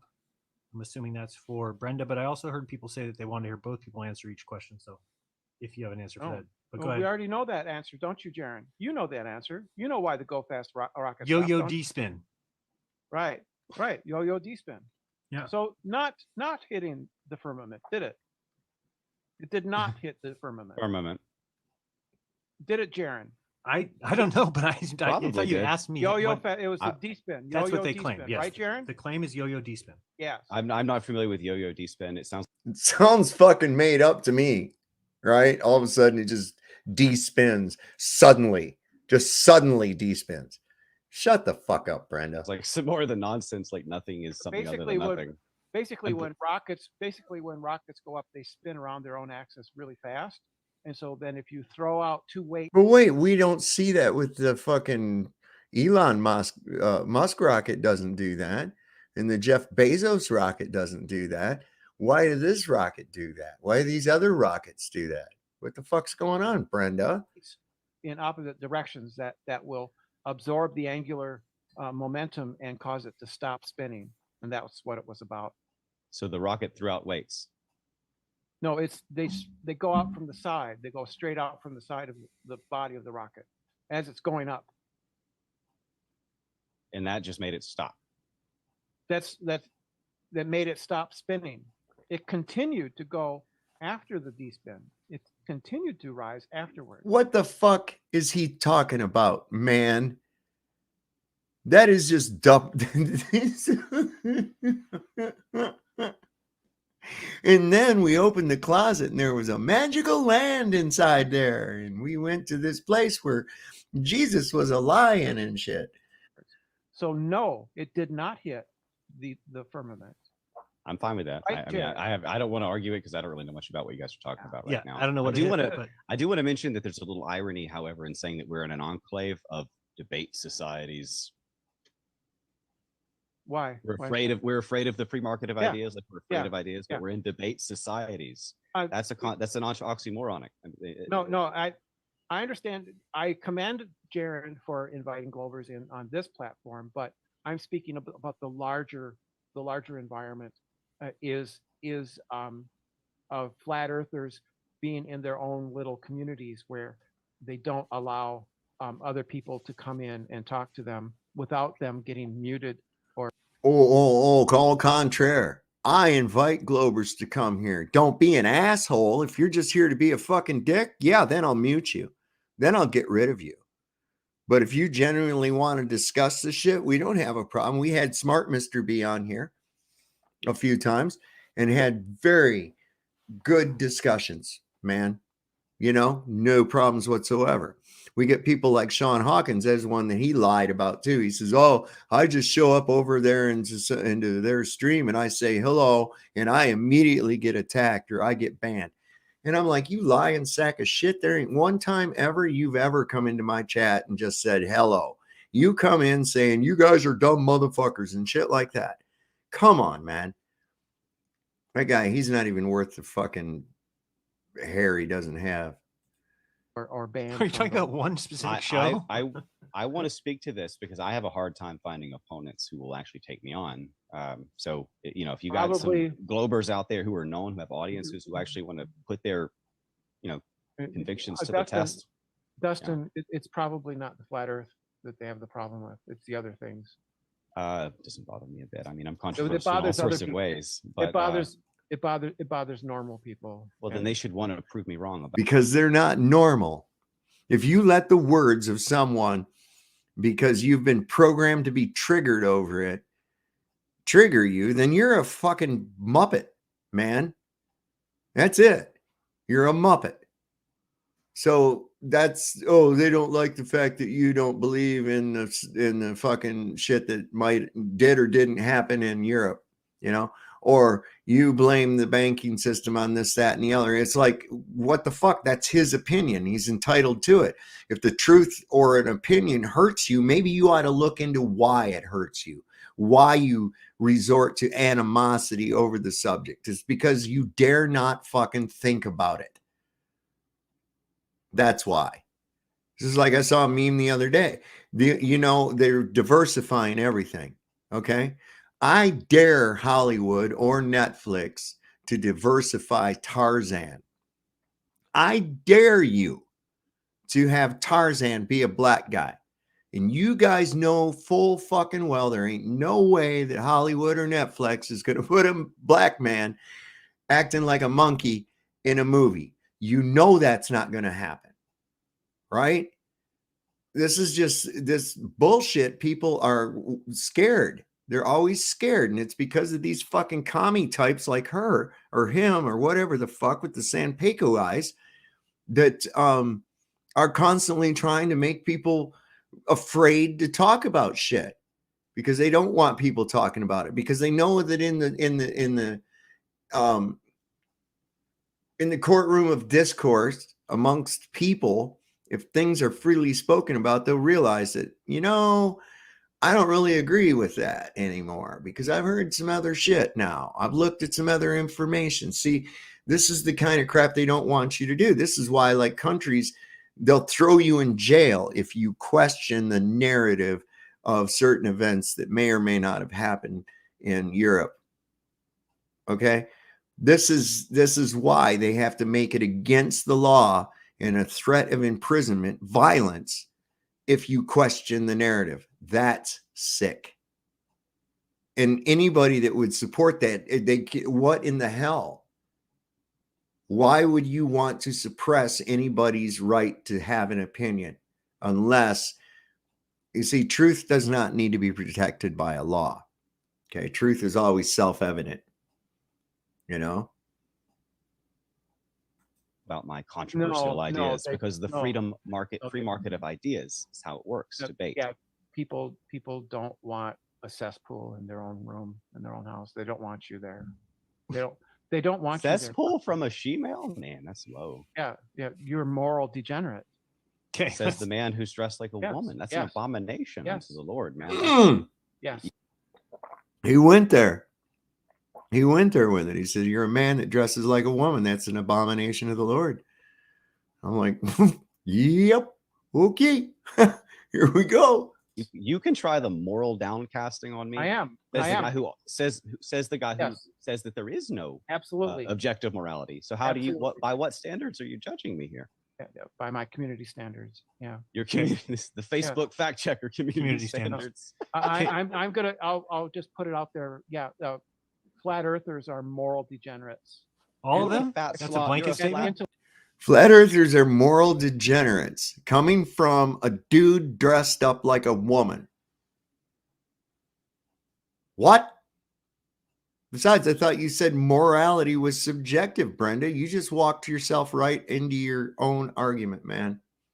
You're a fat Slav man dressed as a woman trying to tell us God is lying to us. Yep. And you call me a moral degenerate as you sit here and lie to people about nothing meaning something. Yes, you are. Yes, You're a joke, and I rebuke your lies. That's fine. Lie to me says it's not a big deal. Debate isn't. Can you quickly list the 3 questions and claims on each side? Can I? I would have to think about it, but yeah, they had 3 questions and 4 claims. and maybe in the future I could write them on the side of the screen or something if that's what you're asking for. Or are you asking them to sum it up at the end? Can you real quick just give me your 4 claims? Show notes. Do you have Maybe 4 show claims? Can you read them real quickly? Or no, Brenda? I understand if you can't. Mine, yeah. Mine was that evil on this presupposition that God exists, the evil cannot exist. Okay. That evolution is sufficient to explain life. Big Right. Bang is sufficient to explain the universe. Okay. And logic and reason is created by humans to describe reality. Okay. And Dustin, can you name your 4 claims? Science, biblical Earth, young, stationary, geocentric, flat, hollow, and domed, closed system, cosmology proves a creator. We're in a terrarium. 2, logic argument number 1, transcendent first cause, primordial creator. 3, logic argument number 2, I, sheer precision, everything. And 4, without God, scientism fails to comport to reason, logic, evidence, the scientific method, historical investigative method, nor can it explain objective fixed morality. Without God, there is no morality. That's my 4. Okay. Thank you very much. That hopefully answered your question. We've got the True Few, member for 5 months, Journalism Club, says the mere complexity of bacterial flagellum is evidence of a creator. They are similar to a car. If one component is missing, it will not work. Any comment on that, Brenda?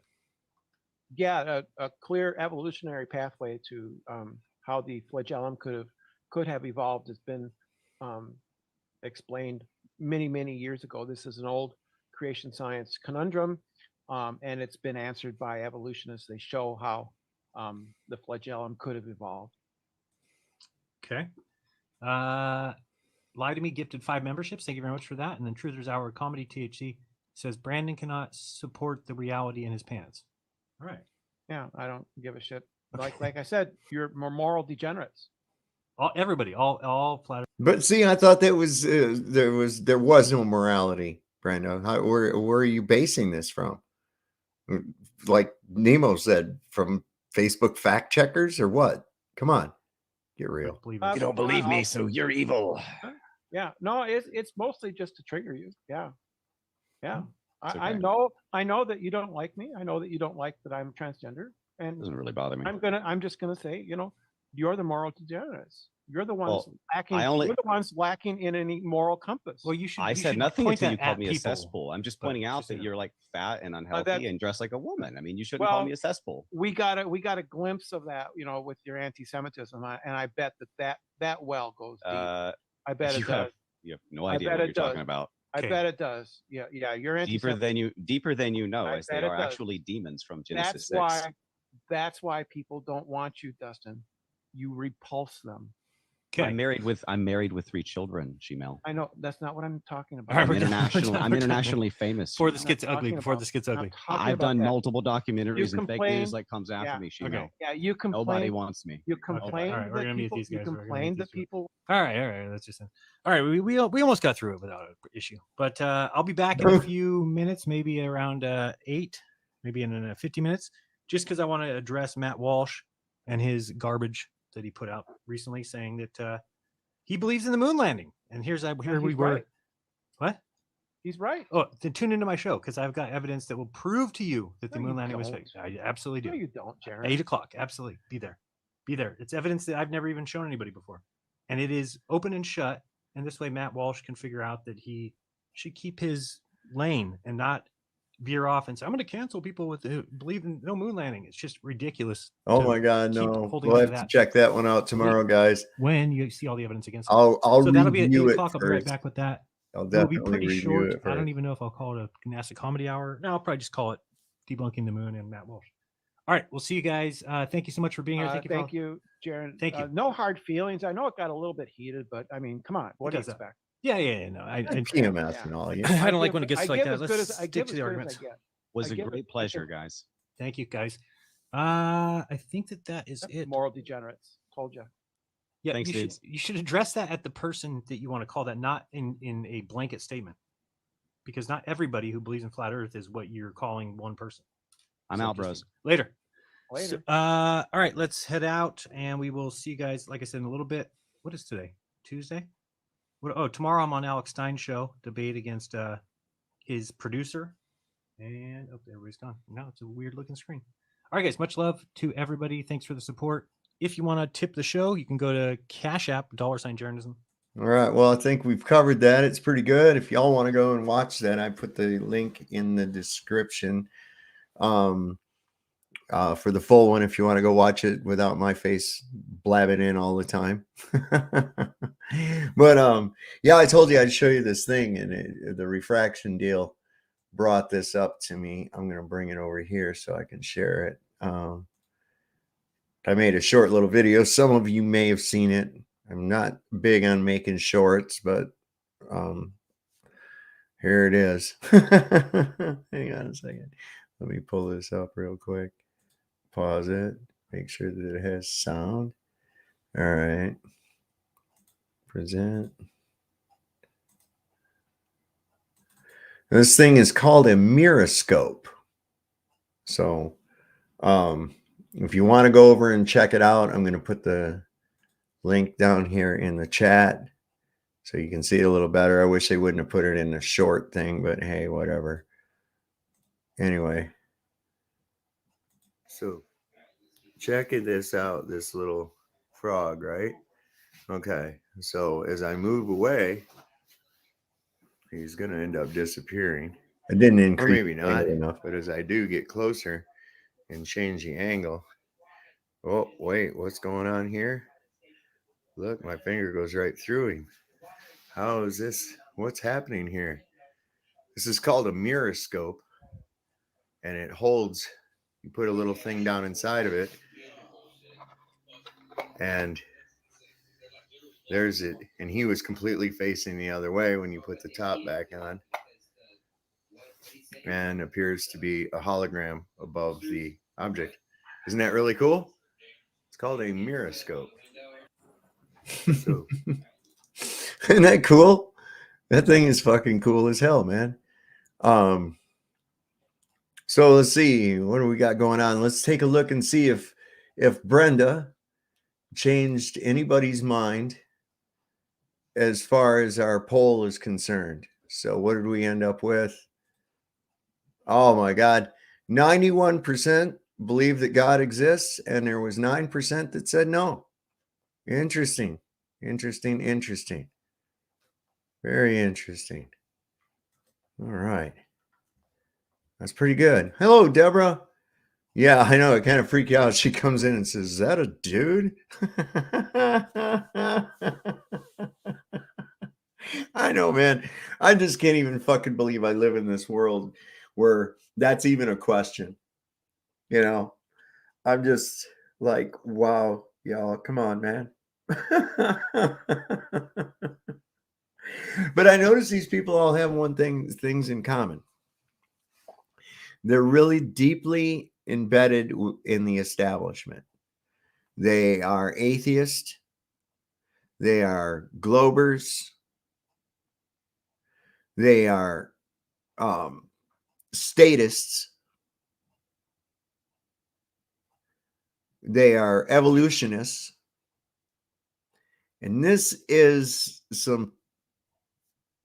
an interesting dynamic, because you see these same faces in all of those forums. And I find that there again, I'm just adding it to my collection of patterns and things that I see, you know. And that's one of the patterns and one of the things that I see. And I wonder why they have that commonality. Any thoughts? Anybody? Throw it in the chat. So anyway, I thought that was a pretty good stream tonight. We didn't do too bad. We've gone a good 3 hours now, and I think it's time to kind of wrap things up. What'd y'all think of that miroscope? Was that cool or what? I got it for like $10 on Amazon, man. And you know, it came in just a couple of days. It came with that little frog. It also came with this other little thing. I'm going to try some other stuff in it. I showed it to Austin from Melodome, and he was like, yeah.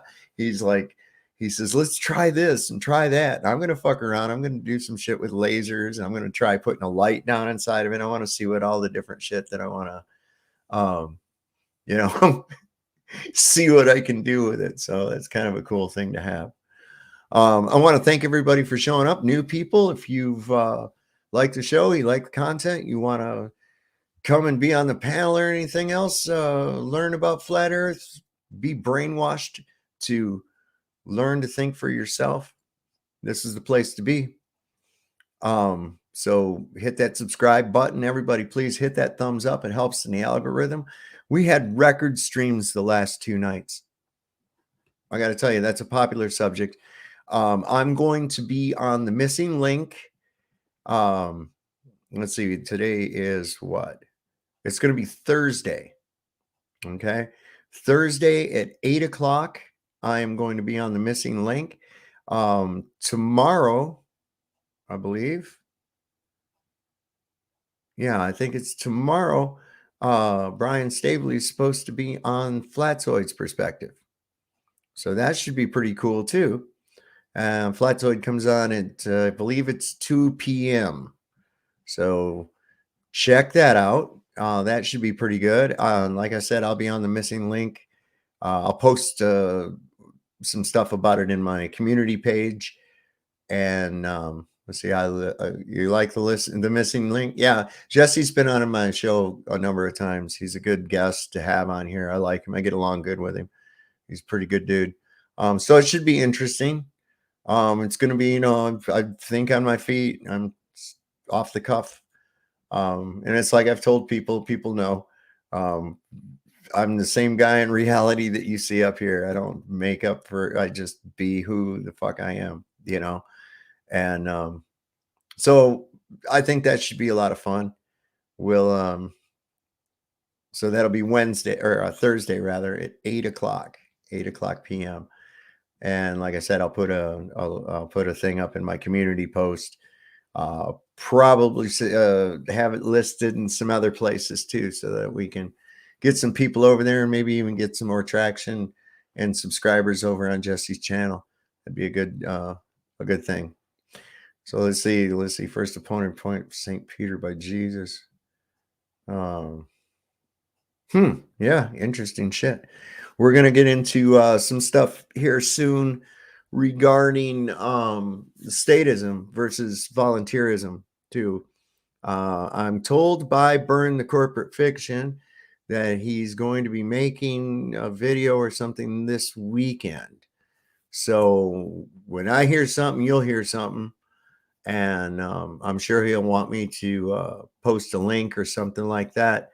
I don't know if he's going to be doing a live stream or not. But in any case, he's going to start making videos again. Anyway, that's what I hear. So we'll look good, Jake. Good. Yeah, he's supposed to be starting to do some videos this weekend. That's what he told me. I was going to ask him if he wanted to do another show with me another night, but it doesn't work out with his work schedule. So we'll get it together. But until next time, remember, Lord loves a working man. Don't trust Whitey. See your doctor and get rid of him. And by no means take anybody's mind fuckery, twiddle twaddle, or bahooey. Question everything and be your own hero. Ain't nobody coming to save you, babe. It's always up to you. Be the change you want to see.